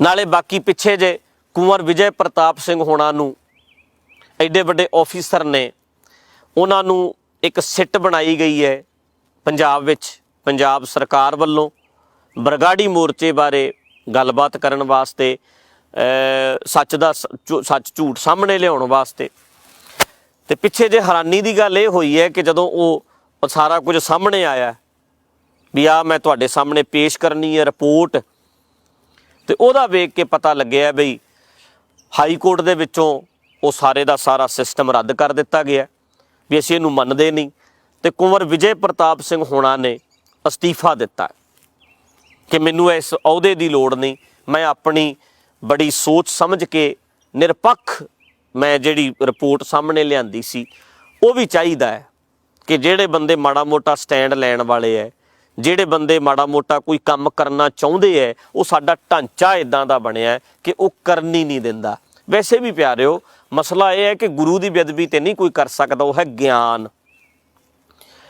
ਪਰ ਜਿਹੜਾ ਜਿਸ ਸਰੂਪ ਦੇ ਵਿੱਚ ਅਸੀਂ ਗੁਰੂ ਗ੍ਰੰਥ ਸਾਹਿਬ ਜੀ ਦੀ ਸੇਵਾ ਕਰਦੇ ਹਾਂ, ਲੋਕਾਂ ਦੀਆਂ ਭਾਵਨਾਵਾਂ, ਸਭ ਦੀ ਸ਼ਰਧਾ ਜਿਹੜੀ ਭਾਵਨਾ ਜੁੜੀ ਹੈ। ਅਤੇ ਮੈਂ ਅੱਗੇ ਵੀ ਗੱਲ ਕੀਤੀ ਵੀ ਭਾਵਨਾ ਤਾਂ ਕਿਸੇ ਪੱਥਰ 'ਤੇ ਵੀ ਜੁੜੀ ਹੋਵੇ, ਇੱਦਾਂ ਤੁਸੀਂ ਲੱਤ ਮਾਰੋ ਜਾ ਕੇ, ਨਹੀਂ ਚਾਹੀਦਾ ਕਿਸੇ ਵੀ ਚੀਜ਼ ਨੂੰ ਲੱਤ ਮਾਰਨੀ। ਹਾਂ, ਇਹ ਕਹਿ ਸਕਦੇ ਹਾਂ ਕਿ ਮੈਂ ਪੱਥਰ ਨੂੰ ਨਹੀਂ ਮੰਨਦਾ, ਤੇਰੇ ਵਾਸਤੇ ਪੱਥਰ ਨੂੰ ਪੂਜਣਾ ਗਲਤ ਹੈ, ਇਹਦੇ ਵਿੱਚੋਂ ਤੈਨੂੰ ਕੀ ਮਿਲੇਗਾ, ਇਹ ਕਹਿ ਸਕਦੇ ਹੋ, ਪਰ ਲੱਤ ਨਹੀਂ ਤੁਸੀਂ ਮਾਰ ਸਕਦੇ। ਇੱਦਾਂ ਨਹੀਂ ਤੁਸੀਂ ਲੱਤ ਮਾਰ ਸਕਦੇ। ਕਿਸੇ ਕਬਰ ਬਾਰੇ, ਅਸੀਂ ਕਬਰ ਨੂੰ ਨਹੀਂ ਮੰਨਦੇ, ਕਬਰਾਂ ਨੂੰ ਮੰਨਣਾ ਗਲਤ ਹੈ, ਇਹ ਸਟੇਟਮੈਂਟ ਦਿਓ। ਪਰ ਜੇ ਲੱਖਾਂ ਬੰਦਾ ਉਸ ਕਬਰ ਤੇ ਭਾਵਨਾ ਰੱਖਦਾ ਹੈ ਤੇ ਉਹਨੂੰ ਤੁਸੀਂ ਜਾ ਕੇ ਉਹਨਾਂ ਦੇ ਸਾਹਮਣੇ ਤੋੜ ਨਹੀਂ ਸਕਦੇ। ਇਸੇ ਤਰ੍ਹਾਂ ਗੁਰਬਾਣੀ ਨੂੰ ਤੁਸੀਂ ਕਿਸ ਰੂਪ 'ਚ ਮੰਨਦੇ ਹੋ ਇਹ ਤੁਹਾਡੀ ਮਰਜ਼ੀ ਹੈ, ਪਰ ਲੱਖਾਂ ਲੋਕ ਗੁਰੂ ਗ੍ਰੰਥ ਸਾਹਿਬ ਜੀ ਨੂੰ ਉੱਚੇ ਤਖਤ ਤੇ ਬਿਠਾ ਕੇ ਨਮਸਕਾਰਾਂ ਕਰਦੇ ਹੈ। ਉਹਨਾਂ ਦੇ ਉਸ ਰੂਪ ਨੂੰ ਇੱਦਾਂ ਚੱਕ ਕੇ ਗਲੀਆਂ ਵਿੱਚ ਖਿਲਾਰਨਾ ਗਲਤ ਹੈ। ਤੇ ਉਹਦੇ ਵਾਸਤੇ ਧਰਨੇ ਵੀ ਲੱਗੇ, ਰੌਲੇ ਵੀ ਪਏ, ਪਰ ਸਿਸਟਮ ਹੈ ਜਿਹੜਾ ਸਾਡਾ ਵਿੱਚ ਵੜਿਆ ਹੋਇਆ, ਢਾਂਚਾ ਐਸਾ ਬਣਿਆ ਹੋਇਆ। ਜਿਹੜਾ ਕੁੰਵਰ ਵਿਜੇ ਪ੍ਰਤਾਪ ਸਿੰਘ ਹੋਣਾ ਨੇ ਉਦਮ ਕੀਤਾ ਹੈ, ਉਹਦੇ ਦੀ ਮੈਂ ਸ਼ਲਾਘਾ ਵੀ ਕਰਦਾ, ਹਿੰਮਤ ਕੀਤੀ ਹੈ। ਤੇ ਦੂਸਰੀ ਗੱਲ ਇਹ ਬਹੁਤ ਚੰਗੀ ਕੀਤੀ ਹੈ ਜਿਹੜਾ ਇਹੋ ਜਿਹੇ ਸਮੇਂ ਦੇ ਉੱਤੇ ਵੀ ਲੱਤ ਮਾਰੀ ਵੀ ਮੈਂ ਆਪਣਾ ਅਸਤੀਫਾ ਦਿੰਦਾ, ਇਸ ਗੱਲ ਲਈ ਵੀ ਮੈਂ ਉਹਨਾਂ ਨੂੰ ਵਧਾਈ ਦਿੰਦਾ ਵੀ ਤੁਸੀਂ ਜਿਹੜਾ ਇਹ ਆਪਣੇ ਆਪ ਨੂੰ ਕਾਇਮ ਕੀਤਾ ਹੈ। ਔਰ ਤੁਹਾਨੂੰ ਵੇਖ ਕੇ ਹੋਰ ਵੀ ਕਿਸੇ ਨਾ ਕਿਸੇ ਵਿੱਚ ਹਿੰਮਤ ਆਵੇਗੀ। ਇੱਕ ਸਿਸਟਮ ਨੂੰ ਹੀ ਕਹਿਣਾ ਵੀ ਯਾਰ ਮੈਂ ਇਸ ਕਰਪਟ ਸਿਸਟਮ ਦੇ ਵਿੱਚ ਨਹੀਂ ਰਹਿ ਸਕਦਾ, ਜਿੱਥੇ ਤੱਕ ਅੱਜ ਤੱਕ ਮੈਂ ਸੁਣਿਆ ਜਿੰਨਾ ਕੁ, ਕਿਉਂਕਿ ਮੈਂ ਫਿਰ ਇਹ ਵੀ ਗੱਲ ਕਹਿ ਦਿਆਂ ਵੀ ਸਾਰੀ ਪਰਸਨੈਲਿਟੀ ਨਹੀਂ ਅਸੀਂ ਪਰਖ ਲੈਂਦੇ, 2 ਮਿੰਟ ਵਿੱਚ ਅਸੀਂ ਅਸਤੀਫੇ ਤੋਂ ਨਹੀਂ ਆਈਡੀਆ ਲਾ ਸਕਦੇ ਵੀ ਸਾਰੀ ਪਰਸਨੈਲਿਟੀ ਇੱਦਾਂ ਦੀ ਹੈ। ਪਰ ਫਿਰ ਵੀ ਮੈਂ ਜਿੰਨਾ ਕੁ ਹੁਣ ਸਾਹਮਣੇ ਵੇਖ ਰਿਹਾ ਉਹਨੂੰ ਵੇਖ ਕੇ ਲੱਗਦਾ ਕਿ ਚੰਗਾ ਕੰਮ ਕੀਤਾ ਹੈ। ਸੋ ਇਹ ਵੀ ਮੈਂ ਨਾਲ ਅਰਜ਼ ਕਰਨੀ ਚਾਹੁੰਦਾ ਕਿ ਢਾਂਚਾ ਹੈ ਨਾ ਜਿਹੜਾ, ਉਹ ਤਾਂ ਬਦਲਣਾ ਹੈ ਜੇ ਅਸੀਂ ਬਦਲਾਂਗੇ। ਜੇ ਢਾਂਚਾ ਕਰਪਟ ਹੈ ਇਹਦਾ ਮਤਲਬ ਅਸੀਂ ਅਜੇ ਆਪ ਕਰਪਟ ਹਾਂ। ਸਾਨੂੰ ਆਪਣੇ ਆਪ ਨੂੰ ਠੀਕ ਕਰਨਾ ਪੈਣਾ, ਤਾਂ ਇਹ ਸਾਰਾ ਕੁਝ ਠੀਕ ਹੋਵੇਗਾ। ਬਾਕੀ ਬੇਨਤੀਆਂ, ਗੱਲਾਂ ਬਾਤਾਂ, ਪ੍ਰੋਗਰਾਮ ਮੈਂ ਥੋੜ੍ਹੇ ਦਿਨ ਅਜੇ ਹੋਰ ਹਾਂ ਇੱਥੇ, ਤੇ ਮੈਂ ਜਦੋਂ ਮੈਨੂੰ ਟਾਈਮ ਲੱਗੇਗਾ, ਚਾਹੇ ਲਾਈਵ ਬੈਠ ਕੇ ਕਰਾਂ, ਚਾਹੇ ਆਪਾਂ ਕਿਸੇ ਰੂਪ ਵਿੱਚ ਬੈਠ ਕੇ ਜਾਂ ਪ੍ਰੋਗਰਾਮ ਦੇ ਰੂਪ ਵਿੱਚ ਕਰੀਏ, ਹੱਸ ਖੇਡ ਕੇ ਕਰੀਏ, ਜਿਵੇਂ ਕਰੀਏ। ਮੈਂ ਅੱਜ ਥੋੜ੍ਹਾ ਜਿਹਾ ਮਨ ਕਰਦਾ ਸੀ, ਕਿਉਂਕਿ ਦੀਵਾਨ ਵਿੱਚ ਕਈ ਵਾਰੀ ਸਾਹਮਣੇ ਬੈਠੇ ਹੁੰਦੇ ਆ, ਵੈਸੇ ਹੀ ਮਜ਼ਾਕ ਕਰਦਿਆਂ ਪ੍ਰੋਗਰਾਮ ਕਰੀਦਾ ਹੈ, ਬੜਾ ਲਾਈਟ ਜਿਹਾ ਕਰੀਦਾ ਹੈ, ਹੱਸਦਿਆਂ ਖੇਡਦੇ, ਕਿਉਂਕਿ ਮੈਨੂੰ ਪਤਾ ਹੈ ਲੰਘ ਤੇ ਟਾਈਮ ਜਾਣਾ ਹੀ ਹੈ, ਗੱਲ ਉਦਾਂ ਹੀ ਕਹਿਣੀ ਹੁੰਦੀ ਹੈ, ਭਾਵੇਂ ਹੱਸ ਕੇ ਕਹਿ ਲਓ, ਭਾਵੇਂ ਰੋ ਕੇ ਕਹਿ ਲਓ, ਭਾਵੇਂ ਬੜਾ ਭਾਰ ਪਾ ਕੇ ਕਹੋ, ਉਹ ਤੁਹਾਡੀ ਮਰਜ਼ੀ ਹੁੰਦੀ ਹੈ। ਪਰ ਅੱਜ ਮਨ ਕਰਦਾ ਸੀ ਕਿ ਕੈਮਰਾ ਲਾ ਕੇ ਥੋੜ੍ਹੀਆਂ ਜਿਹੀਆਂ ਗੱਲਾਂ ਮੈਂ ਤੁਹਾਡੇ ਨਾਲ ਕਰਾਂ। ਇੰਨੀਆਂ ਕੁ ਬੇਨਤੀਆਂ ਮੈਂ ਲਾਈਵ ਅੱਜ ਤੁਹਾਡੇ ਨਾਲ ਕਰਨੀਆਂ ਚਾਹੁੰਦਾ ਸੀ। ਬਹੁਤ ਬਹੁਤ ਸਾਰਿਆਂ ਵੀਰਾਂ ਦਾ ਧੰਨਵਾਦ, ਜਿੰਨੇ ਵੀ ਵੀਰ ਭਰਾ ਭੈਣਾਂ ਆਲੇ ਦੁਆਲੇ ਨੈੱਟ ਦੇ ਉੱਤੇ ਸੁਣ ਲੈਂਦੇ ਆ ਤੁਸੀਂ, ਸਾਡੇ ਲਈ ਬੜੀ ਚੰਗੀ ਖੁਸ਼ੀ ਹੁੰਦੀ ਵੇਖ ਕੇ। ਇਹੀ ਇੱਕ ਸਟੇਜ ਹੈ ਅੱਜ ਦੀ ਤਾਂ ਸੱਚੀ ਸਟੇਜ ਇਹ ਹੈ। ਹੁਣ ਮੰਨ ਲਓ 2000 ਬੰਦਾ, 3000 ਬੰਦਾ, 5000 ਬੰਦਾ ਲਾਈਵ ਸੁਣ ਲਵੇ, YouTube ਹੈ, Facebook ਹੈ, WhatsApp ਦੇ ਉੱਤੇ ਆਡੀਓ ਔਰ ਵੀਡੀਓ ਚਲੇ ਜਾਂਦੀਆਂ, ਤੇ ਲੱਖਾਂ ਤੱਕ ਉਹ ਜਿਹੜਾ ਮੈਸੇਜ ਹੈ ਪਹੁੰਚ ਜਾਂਦਾ ਹੈ। ਇੱਕ ਟਾਈਮ ਦੇ ਉੱਤੇ 3000 ਬੰਦਾ ਸੁਣ ਰਿਹਾ ਹੋਵੇ, 3000 ਬੰਦੇ ਨੂੰ ਬਹਾਉਣਾ, ਪ੍ਰਬੰਧ ਕਰਨਾ, ਗਲੀਚੇ ਵਿਛਾਉਣੇ, ਟੈਂਟ ਲਾਉਣਾ। ਅੱਜ ਵੱਡੇ ਵੱਡੇ ਦਫ਼ਤਰਾਂ ਵਾਲੇ ਕਹਿ ਰਹੇ ਹੈ ਕਿ ਕੋਵਿਡ ਦੇ ਵਿੱਚ ਸਾਡਾ ਘਰੇ ਬਿਠਾ ਕੇ ਆਪਣੇ EMPLOYE ਨੂੰ ਤੇ ਸਰ ਗਿਆ। ਅਸੀਂ ਨਿਊਯਾਰਕ ਸਿਟੀ ਦੇ ਵਿੱਚ ਸਪੈਸ਼ਲ ਦਫ਼ਤਰ ਲੈਂਦੇ ਹਾਂ, ਵੱਡੀ ਬਿਲਡਿੰਗ ਖਰੀਦਦੇ ਹਾਂ, ਫਿਰ ਆਫਿਸ ਬਣਦਾ ਹੈ, ਫਿਰ ਉੱਥੇ ਆ ਕੇ ਬੰਦੇ ਸਾਡੇ ਕਈ ਵਾਰੀ ਰਸਤੇ 'ਚ ਲੇਟ ਹੋ ਜਾਂਦੇ ਹੈ, ਰਸਤੇ ਦੇ ਵਿੱਚ ਟਰਾਂਸਪੋਰਟ ਦਾ ਵੀ ਖਰਚਾ ਹੈ, ਗੱਡੀਆਂ 'ਤੇ ਆਉਂਦੇ ਹੈ, ਤੇਲ ਦਾ ਖਰਚਾ ਹੈ, ਤੇ ਕਿਉਂ ਨਾ ਇਹਨੂੰ ਇੱਕ ਲੈਪਟਾਪ ਲੈ ਕੇ ਘਰ ਬਿਠਾ ਦਈਏ ਤੇ ਘਰੇ ਬੈਠ ਕੇ ਹੀ ਸਾਡਾ ਦਫ਼ਤਰ ਬਣ ਜੇ ਸਾਡਾ, ਤੇ ਉੱਥੇ ਬਹਿ ਕੇ ਸਾਡੇ ਨਾਲ ਗੱਲਾਂ ਬਾਤਾਂ ਕਰੀ ਚੱਲੋ। ਕੰਮ ਤੇ ਉੱਥੇ ਬਹਿ ਕੇ ਵੀ ਹੋ ਜਾਂਦਾ। ਤੇ ਇੱਥੇ ਦੇਸ਼ਾਂ ਵਿਦੇਸ਼ਾਂ ਵਿੱਚ ਜ਼ੂਮ ਦੇ ਉੱਤੇ ਬੈਠ ਕੇ, ਘਰਾਂ ਦੇ ਵਿੱਚ ਬੈਠ ਕੇ ਲੋਕ ਜਿਹੜੇ ਹੈ ਆਪਣਾ ਕੰਮ ਕਰ ਰਹੇ ਹੈ, ਤੇ 50% ਤੋਂ ਜ਼ਿਆਦਾ ਜਿਹੜੇ ਦਫ਼ਤਰ ਹੈ ਉਹ ਬੰਦ ਹੋ ਗਏ ਹੈ, ਔਰ ਅੱਗੇ ਵੀ ਬੰਦ ਹੋ ਜਾਣੇ ਆ। ਜੇ ਕੋਵਿਡ ਆਇਆ ਤੇ ਤਾਂ ਪਤਾ ਲੱਗਾ ਵੀ ਇੱਦਾਂ ਵੀ ਕੰਮ ਹੋ ਸਕਦੇ ਆ। ਜ਼ਰੂਰੀ ਨਹੀਂ ਤੁਸੀਂ ਗੱਡੀਆਂ ਭਜਾ ਕੇ ਤੇ ਫਟਾਫਟ ਸਵੇਰੇ ਦਫ਼ਤਰ ਪਹੁੰਚਣਾ। ਲੋਕ ਤਿਆਰ ਹੁੰਦੇ ਆ, ਪੈਂਟ ਸ਼ਰਟ ਪਾਉਂਦੇ ਆ ਤੇ ਫਟਾਫਟ ਇੱਦਾਂ ਕੰਪਿਊਟਰ ਦੇ ਅੱਗੇ ਬੈਠ ਜਾਂਦੇ। ਹਾਂ, ਬੱਚਿਆਂ ਦੀ ਪੜ੍ਹਾਈ ਦਾ ਸਵਾਦ ਨਹੀਂ ਆ ਰਿਹਾ, ਜਿਹੜਾ ਕੰਪਿਊਟਰ ਦੇ ਉੱਤੇ ਨਿਆਣਿਆਂ ਨੂੰ, ਬੱਚਿਆਂ ਨੂੰ ਪੜ੍ਹਨ ਦਾ ਜਿਹੜਾ ਉਹ ਨਹੀਂ ਹੋ ਰਿਹਾ, ਕਿਉਂਕਿ ਸੋਸ਼ਲ ਨਹੀਂ ਹੋ ਪਾਉਂਦੇ, ਬੱਚੇ ਆਲੇ ਦੁਆਲੇ ਜਾ ਨਹੀਂ ਸਕਦੇ, ਉਸ ਗੱਲ ਦੀ ਜ਼ਰੂਰ ਦਿੱਕਤ ਆਉਂਦੀ ਹੈ। ਪਰ ਦਫ਼ਤਰਾਂ ਦੇ ਕੰਮ ਜਿਹੜੇ ਆ ਹੁਣ ਘਰਾਂ ਦੇ ਵਿੱਚੋਂ ਹੀ ਬੈਠੇ ਹੋ ਰਹੇ ਹੈ, ਤੇ ਕਿੰਨਾ ਚੰਗਾ ਹੈ। 1 ਵਜੇ ਲੰਚ ਬ੍ਰੇਕ ਹੁੰਦੀ ਹੈ, ਬੰਦਾ ਆਪਣੇ ਘਰੇ ਹੀ ਕਿਚਨ 'ਚ ਜਾ ਕੇ ਚਾਹ ਪੀ ਕੇ ਫਿਰ ਦੁਬਾਰਾ ਆਪਣੇ ਕੰਮ 'ਤੇ ਬੈਠ ਜਾਂਦਾ ਹੈ, ਜਾਂ ਬੈਠੇ ਬੈਠੇ ਨੂੰ ਕੋਈ ਚਾਹ ਦਾ ਕੱਪ ਦੇ ਜਾਂਦਾ, ਨਹੀਂ ਕਿਸੇ ਨੂੰ ਪਤਾ ਲੱਗਦਾ, ਆਪਣੇ ਘਰੇ ਹੀ 8-10 ਘੰਟੇ ਕੰਮ ਕਰਦਾ ਹੈ ਤੇ ਦਫ਼ਤਰ 'ਚ ਜਾਣ ਦੀ ਜ਼ਰੂਰਤ ਨਹੀਂ ਪੈਂਦੀ। ਕਿੰਨੇ ਖਰਚੇ ਬਚ ਰਹੇ ਹੈ। ਇਹ ਸਾਰਾ ਕੁਝ ਇੰਟਰਨੈਟ ਕਰਕੇ ਹੀ ਹੋਇਆ, ਕਿਸੇ ਬੰਦੇ ਨੇ ਹੀ ਬਣਾਇਆ। ਗਿਆਨ 'ਚੋਂ ਨਿਕਲੇ ਹੀ ਵਿਗਿਆਨ ਹੈ। ਜਿਹੜਾ ਗੁਰੂ ਸਾਹਿਬ ਨੇ ਕਿਹਾ ਗਿਆਨ ਸਾਡਾ ਗੁਰੂ ਹੈ, ਸ਼ਬਦ ਸਾਡਾ ਗੁਰੂ ਹੈ, ਉਹ ਸਾਰਾ ਕੁਝ ਇਹ ਗਿਆਨ ਦੇ ਵਿੱਚੋਂ ਨਿਕਲਿਆ ਹੀ ਵਿਗਿਆਨ ਹੈ। ਭਾਵੇਂ ਅਸੀਂ ਬਹੁਤ ਅੱਜ ਸਾਡੇ ਧਰਮ ਵਾਲੇ ਲੋਕ ਵਿਗਿਆਨ ਨੂੰ ਭੰਡਦੇ ਨਹੀਂ ਥੱਕਦੇ, ਪਰ ਵਿਗਿਆਨ ਵੀ ਗਿਆਨ ਦੇ ਵਿੱਚੋਂ ਹੀ ਨਿਕਲਿਆ ਹੋਇਆ। ਇਸ ਕਰਕੇ ਇਹ ਮੈਂ ਨਾਲ ਗੱਲ ਕਹਿਣੀ ਚਾਹੁੰਦਾ ਸੀ ਕਿ ਜੇ ਇੰਟਰਨੈਟ ਦੇ ਮਾਧਿਅਮ ਰਾਹੀਂ ਇੰਨਾ ਕੁਝ ਬਦਲਿਆ ਜਾ ਸਕਦਾ ਹੈ, ਤੇ ਧਾਰਮਿਕ ਸਿਸਟਮ ਕਿਉਂ ਨਹੀਂ ਬਦਲਿਆ ਜਾ ਸਕਦਾ ਬਈ? ਇਹ ਵੀ ਕਹਿ ਦੇਣ ਵੀ ਕਥਾ ਸੁਣਨੀ ਹੈ, ਘਰੇ ਲਾਓ ਸਾਰਾ ਟੱਬਰ ਬੈਠੋ ਤੇ ਸੁਣੋ, ਕੀਰਤਨ ਸੁਣਨਾ ਤੇ ਸੁਣੋ, ਕਥਾ ਸੁਣਨੀ ਹੈ ਤੇ ਸੁਣੋ। ਪਰ ਸਾਡੇ ਬੰਦਿਆਂ ਨੇ ਕਦੇ ਨਹੀਂ ਕਹਿਣਾ, ਕਿਉਂਕਿ ਗੋਲਕ ਦੀ ਬੜੀ ਲੋੜ ਹੈ, ਉਹ ਸਾਰਾ ਢਾਂਚਾ ਤੇ ਫਿਰ ਉਵੇਂ ਹੀ ਚੱਲਣਾ ਨਾ। ਇਸ ਪਾਸੇ ਇਹਨਾਂ ਨੇ ਕਦੇ ਵੀ ਨਹੀਂ ਕਹਿਣਾ। ਪਰ ਜਦੋਂ ਸਾਰੇ ਲੋਕ ਇੰਟਰਨੈਟ ਦੇ ਮਾਧਿਅਮ ਰਾਹੀਂ ਗੱਲ ਕਰਦੇ ਤੇ ਆਪਾਂ ਕਿਉਂ ਨਹੀਂ ਕਰ ਸਕਦੇ? ਆ ਬੜਾ ਸੁੱਖ ਹੋ ਗਿਆ। 5000 10,000 ਬੰਦੇ ਨੂੰ ਕਿੱਥੇ ਬਾਓਗੇ, ਕਿੱਥੇ ਬਿਠਾਓਗੇ, ਕਿਵੇਂ ਕੰਮ ਚੱਲੂਗਾ? ਜਿੱਥੇ ਵੀ ਤੁਸੀਂ ਬੈਠੇ ਆ ਕੈਮਰਾ ਲਾ ਲਓ, ਆਪਣੀ ਗੱਲ ਕਰ ਲਓ, ਗੱਲ ਅੱਗੇ ਤੋਂ ਅੱਗੇ, ਅੱਗੇ ਤੋਂ ਅੱਗੇ ਪਹੁੰਚ ਜਾਂਦੀ ਹੈ। ਜਿਸ ਤਰ੍ਹਾਂ ਦਾ ਬੰਦਾ ਗਾਹਕ ਹੁੰਦਾ ਹੈ, ਮੈਂ ਕੱਲ ਵੀ ਗੱਲ ਦੀਵਾਨ 'ਚ ਕੀਤੀ ਸੀ, ਇੱਥੇ ਘਰ ਹੀ ਪ੍ਰੋਗਰਾਮ ਮੈਂ ਕਰ ਰਿਹਾ ਸੀ ਤੇ ਉਹਦੇ ਵਿੱਚ ਮੈਂ ਗੱਲ ਕੀਤੀ ਸੀ, ਗੱਲ ਡੂੰਘੀ ਜਾਂ ਹੌਲੀ ਨਹੀਂ ਹੁੰਦੀ।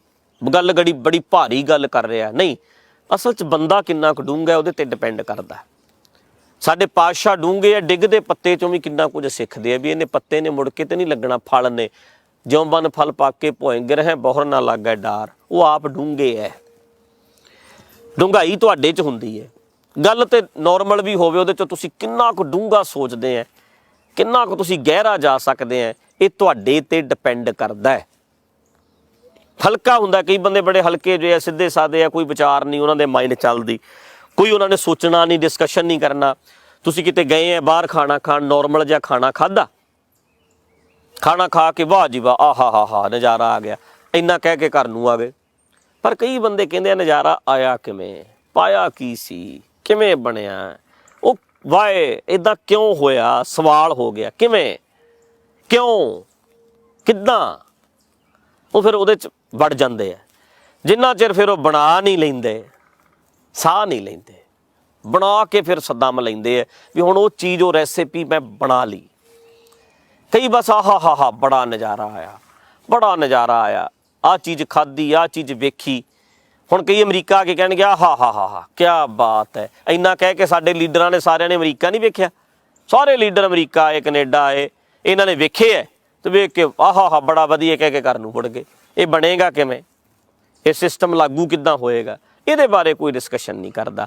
ਕੁਛ ਬੰਦੇ ਜਰਾ ਕੁ ਡੂੰਘੇ ਹੁੰਦੇ ਆ, ਜਰਾ ਕੁ ਗਹਿਰੇ ਹੁੰਦੇ ਆ, ਉਹ ਹਰ ਚੀਜ਼ ਦੇ ਜਿੰਨਾ ਚਿਰ ਮੁੱਢ 'ਚ ਜਾਂਦੇ ਆ, ਇਹ ਕਿਵੇਂ ਹੁੰਦਾ ਹੈ, ਇਹ ਕਿਵੇਂ ਹੋ ਸਕਦਾ ਹੈ। ਇਸ ਕਰਕੇ ਅਸੀਂ ਗਹਿਰੇ ਹੋਈਏ। ਗੱਲ ਸਿੱਧੀ ਜਾਂ ਸਿੰਪਲ ਨਹੀਂ ਹੁੰਦੀ, ਬੰਦਾ ਸਿੰਪਲ ਹੁੰਦਾ ਹੈ, ਬੰਦਾ ਗਹਿਰਾ ਹੁੰਦਾ ਹੈ, ਉਹਨੇ ਅਰਥ ਗਹਿਰਾ ਕੱਢ ਲੈਣਾ ਹੁੰਦਾ। ਗੱਲ ਸਾਰਿਆਂ ਦੀ ਇੱਕੋ ਜਿਹੀ ਵੀ ਹੁੰਦੀ ਹੈ, ਪਰ ਕਈ ਬੰਦੇ ਬੜਾ ਗਹਿਰਾਈ 'ਚ ਲੈ ਜਾਂਦੇ ਕਿਸੇ ਗੱਲ ਨੂੰ, ਕਈ ਬੜਾ ਲਾਈਟਲੀ ਜਿਹਾ ਲੈਂਦੇ ਹੁੰਦੇ ਆ। ਇਸ ਕਰਕੇ ਆਓ ਥੋੜ੍ਹੀਆਂ ਬਹੁਤ ਗੱਲਾਂ ਹਲਕੀਆਂ ਫੁਲਕੀਆਂ ਕਰ ਲਈਦੀਆਂ, ਜਿਵੇਂ ਤੁਸੀਂ ਸਮਝਣੀ ਹੈ, ਗਹਿਰੀ ਸਮਝਣੀ ਹੈ ਕਿ ਇਹਨੂੰ ਲਾਈਟਲੀ ਜੀ ਲੈਣਾ ਹੈ, ਜਿਵੇਂ ਤੁਹਾਡਾ ਜੀ ਕਰਦਾ ਲਿਆ ਕਰੋ। ਪਰ ਹਾਂ, ਜ਼ਿੰਦਗੀ ਵਿੱਚ ਮਸਲੇ ਬੜੇ ਗੰਭੀਰ ਹੈ, ਬੜੇ ਗੰਭੀਰ ਮਸਲੇ ਹੈ ਕਿ ਸਮਾਜਿਕ ਤਾਣਾ ਬਾਣਾ, ਧਾਰਮਿਕ ਤਾਣਾ ਬਾਣਾ, ਫੇਕ ਢਾਂਚਾ। ਬੜੇ ਬੰਦੇ ਮੈਨੂੰ ਵੀ ਕਹਿ ਦਿੰਦੇ ਹੈ ਤੁਸੀਂ ਭਾਈ ਸਾਹਿਬ ਖੁਦ ਧਾਰਮਿਕ ਹੈਗੇ ਹੋ ਤੇ ਧਾਰਮਿਕ ਢਾਂਚਾ ਤੁਸੀਂ ਫਿਰ ਤੁਹਾਨੂੰ ਕੀ ਲੋੜ ਪਈ ਹੈ? ਨਹੀਂ ਭਾਈ, ਇਸ ਧਾਰਮਿਕ ਢਾਂਚੇ ਨੂੰ, ਆਹ ਬਾਣਿਆਂ ਨੂੰ, ਆਹ ਪੱਗਾਂ ਨੂੰ, ਆਹ ਸਾਰੇ ਕੁਛ ਨੂੰ ਵਰਤ ਕੇ ਨਾ ਲੋਕਾਂ ਨੇ ਸਮਾਜ ਨੂੰ ਲੁੱਟਿਆ ਬਹੁਤ ਹੈ ਤੇ ਇਸੇ ਚੀਜ਼ ਨੂੰ ਵਰਤ ਕੇ ਸਮਾਜ ਨੂੰ ਦਿੱਤਾ ਬਹੁਤ ਕੁਝ ਜਾ ਸਕਦਾ ਹੈ। ਕਿਉਂਕਿ ਇਹ ਜਿਹੜਾ ਬਾਣਾ, ਇਹ ਰੂਪ, ਇਹ ਸਰੂਪ, ਇਹ ਧਾਰਮਿਕ ਢਾਂਚਾ ਜਿਹੜਾ ਆ, ਇਹ ਸਾਡੇ ਦਿਮਾਗ ਵਿੱਚ ਬੈਠਾ ਹੈ ਤੇ ਵੇਖਣਾ ਤੁਹਾਨੂੰ ਇਹ ਪਏਗਾ ਕਿ ਤੁਸੀਂ ਬਾਣਾ ਪਾ ਕੇ ਲੋਕਾਂ ਤੋਂ ਕੁਛ ਲੁੱਟਣ ਚੱਲੇ ਹੋ ਜਾਂ ਲੋਕਾਂ ਨੂੰ ਕੁਛ ਦੇਣ ਚੱਲੇ ਹੋ। ਅਸੀਂ ਰੀਸ ਨਹੀਂ ਕਰਦੇ ਆਪਣੇ ਪਾਤਸ਼ਾਹ ਦੀ, ਪਰ ਤਰੀਕਾ ਇਹ ਉਹਨਾਂ ਦਾ ਹੀ ਹੈ। ਗੁਰੂ ਨਾਨਕ ਪਾਤਸ਼ਾਹ ਨੇ ਰੱਜ ਕੇ ਪਖੰਡਵਾਦ ਨੂੰ, ਸਾਧਾਂ ਨੂੰ ਭੰਡਿਆ, ਪਰ ਕੱਪੜੇ ਸਾਧਾਂ ਵਾਲੇ, ਉਦਾਸੀਆਂ ਵਾਲੇ ਭਗਵੇਂ ਪਾ ਕੇ ਤੁਰੇ। ਬਾਬੇ ਭੇਖ ਬਣਾਇਆ, ਬਾਬੇ ਨੇ ਭੇਖ ਬਣਾਇਆ। ਇੱਕ ਟਾਈਮ ਆਇਆ ਭੇਖ ਬਣਾਇਆ ਤੇ ਇੱਕ ਸਮਾਂ ਆਇਆ ਫਿਰ ਬਾਬਾ ਆਇਆ ਕਰਤਾਰਪੁਰ, ਭੇਖ ਉਦਾਸੀ ਸਗਲ ਉਤਾਰਾ। ਇੱਕ ਟਾਈਮ ਇਹ ਵੀ ਆਇਆ, ਇੱਕ ਸਮਾਂ ਆਇਆ, ਪਰ ਉਹ ਲੋੜ ਸੀ ਉਸ ਸਮੇਂ ਦੀ, ਉਸ ਨਜਾਕਤ ਨੂੰ ਸਮਝਦਿਆਂ ਹੋਇਆਂ। ਜੇ ਇਸ ਢਾਂਚੇ ਨੂੰ ਵਰਤ ਕੇ ਲੋਕਾਂ ਦੀਆਂ ਜੇਬਾਂ ਖਾਲੀ ਕਰਾਈਆਂ ਜਾ ਸਕਦੀਆਂ, ਲੋਕਾਂ ਨੂੰ ਲੁੱਟਿਆ ਜਾ ਸਕਦਾ, ਦਿਓ ਜੀ ਪੈਸਾ, ਦਿਓ ਜੀ ਪੈਸਾ, ਲੁੱਟਿਆ ਜਾ ਸਕਦਾ ਹੈ। ਇਸ ਢਾਂਚੇ ਨੂੰ ਵਰਤ ਕੇ ਲੋਕਾਂ ਦੇ ਇਹਦੇ ਲਈ ਬਹੁਤ ਕੁਛ ਦਿੱਤਾ ਵੀ ਜਾ ਸਕਦਾ ਹੈ। ਇਸ ਦਿਮਾਗ ਨੂੰ ਤਕੜਾ ਕਰਨ ਵਾਸਤੇ, ਸਟਰੋਂਗ ਕਰਨ ਵਾਸਤੇ, ਵੱਡਿਆਂ ਕਰਨ ਵਾਸਤੇ ਬਹੁਤ ਕੁਝ ਦਿੱਤਾ ਵੀ ਇਸੇ ਢਾਂਚੇ ਦੇ ਥਰੂ ਜਾ ਸਕਦਾ ਹੈ। ਜੇ ਉਸ ਪੁਜਾਰੀ ਨੇ ਇਹਨੂੰ ਵਰਤਿਆ ਤੇ ਅਸੀਂ ਕਿਉਂ ਨਹੀਂ ਵਰਤ ਸਕਦੇ। मैं तो चाहुंदा हर बंदा ਜਿਹੜਾ भी प्रैक्टिकल सोचता है, साइंटिफिक सोचता है, इस ढांचे के थ्रू गल करेगा तो स्वाद आ जाएगा, ज़्यादा सुनी जाएगी तो सुननी चाहिए भी है। तो साडा हक बनता किसी का ये मुल नहीं खरीदिया होया, आ बाणा आ ककार आ ढांचा ये नहीं। वो भाई ये हर कोई बंदा अपनी मर्जी नाल जी सकता है। तो गुरु नानक पातशाह साडे भी सी ते कलगियां वाले साडे भी सी। असी प्रैक्टिकलिटी की गल, असी उत्साह की गल, असी पैरां ते खड़े होण की गल, असी मोटीवेट करन की गल, असी ये चोला पा के करनी है। असी अपने रब आप हाँ, ये विषय की गल असी इसे रूप च करनी है। किसी नूं पसंद आवे तो किसी नूं ना आवे। वेखो रुसन वालियां ने तो IPL की ट्यून वज गई, उहदे उत्ते भी इत्थे लेख लिख दिते बड़े बड़े गुरदेव सिंह संधेवालिया वर्गे विद्वानां ने, जिहड़ियां खालसा न्यूज़ां वर्गियां, बख्शीश सिंह वर्गे बंदे, प्रोफैसर दर्शन सिंह दा लाणा, जिहड़े हमेशा गुरमत दीयां गल्लां ते अगे दीयां गल्लां करदे रहे है। चाह नाल अगला खोलदा भी उत्थे जी बल्ले बल्ले गल्लां गुरमत दीयां होणगीਆਂ, उत्थे उन्हां कोले रह ही इक्को गया साध ढड्डरियां वाला फलाना, उहदे कोल होर न्यूज़ ही नहीं हुंदी कोई। वो सारे दा सारा जोर सानू थल्ले सिੱਟਣ ते ला रहा। पर उस बंदे ने कदे नहीं सोचिया होना, मैं साल बाद कदे ना लिया होना, पर रोज़ एक क्लिप 10 मिनट का 15 मिनट का MP चैनल ते पैंदा।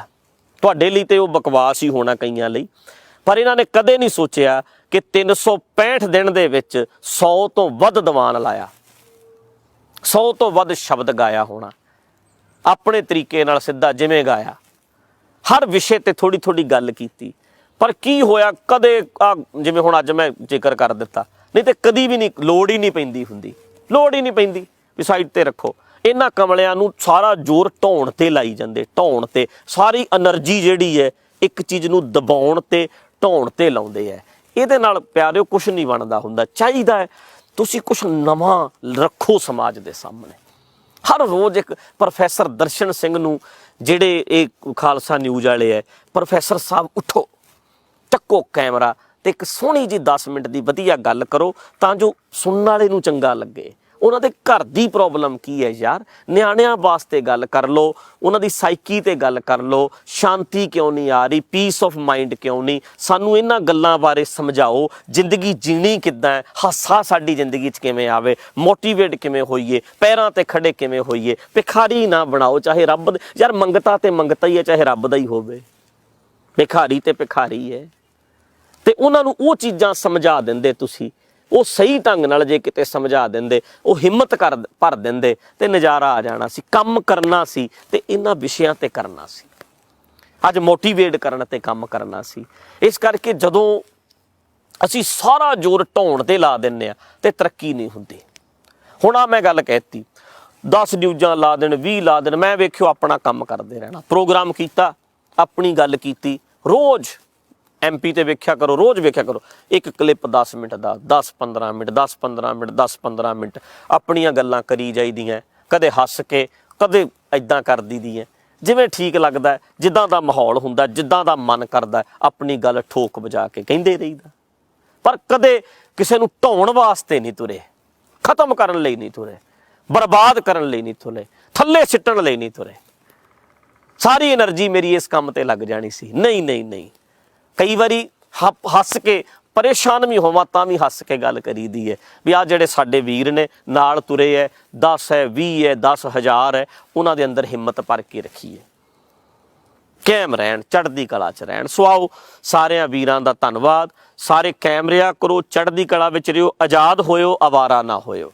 ये गल भी इस विषय ते बड़ी वारी होई है, आज़ाद होयो, आवारा ना होयो। कई बारी बंदा ना आवारा हो जाता है। एक टीम विच काम करना, पातशाहां दी रिस्पैक्ट रखनी, कई चीज़ां जिहड़ियां ने ना बड़ियां जरूरी हुंदियां, बड़ियां जरूरी। तुहानूं सारा समाज वेख रहा हुंदा, आला दुआला वेख रहा हुंदा, दुनिया वेख रही हुंदी है, ते बड़े सोहणे ढंग नाल अपनी गल सुचज्जे ढंग नाल हमेशा रखो, ते पातशाहां दी रिस्पैक्ट रखो, ते अपने आप नूं परमात्मा दा रूप समझ के कायम रहो। इस गल दा ख्याल रखो, सारे चढ़दी कला च रहो, हसदे खेड़दे रहो, ते मुकाबला कोविड का करना है, ते करना कायम हो के। ਢਹਿੰਦੀ ਕਲਾ 'ਚ ਨਹੀਂ ਰਹਿਣਾ। ਹੌਸਲਾ ਵਧਾਈ ਰੱਖਿਓ ਤੇ ਕਾਇਮ ਰਿਓ। ਸਾਰਿਆਂ ਦਾ ਧੰਨਵਾਦ। ਥੋੜੇ ਦਿਨਾਂ 'ਚ ਫੇਰ ਗੱਲ ਕਰਾਂਗੇ। ਅੱਜ ਇੰਨਾ ਕੀ ਬਹੁਤ ਹੈ। ਵਾਹਿਗੁਰੂ ਜੀ ਕਾ ਖਾਲਸਾ, ਵਾਹਿਗੁਰੂ ਜੀ ਕੀ ਫਤਿਹ।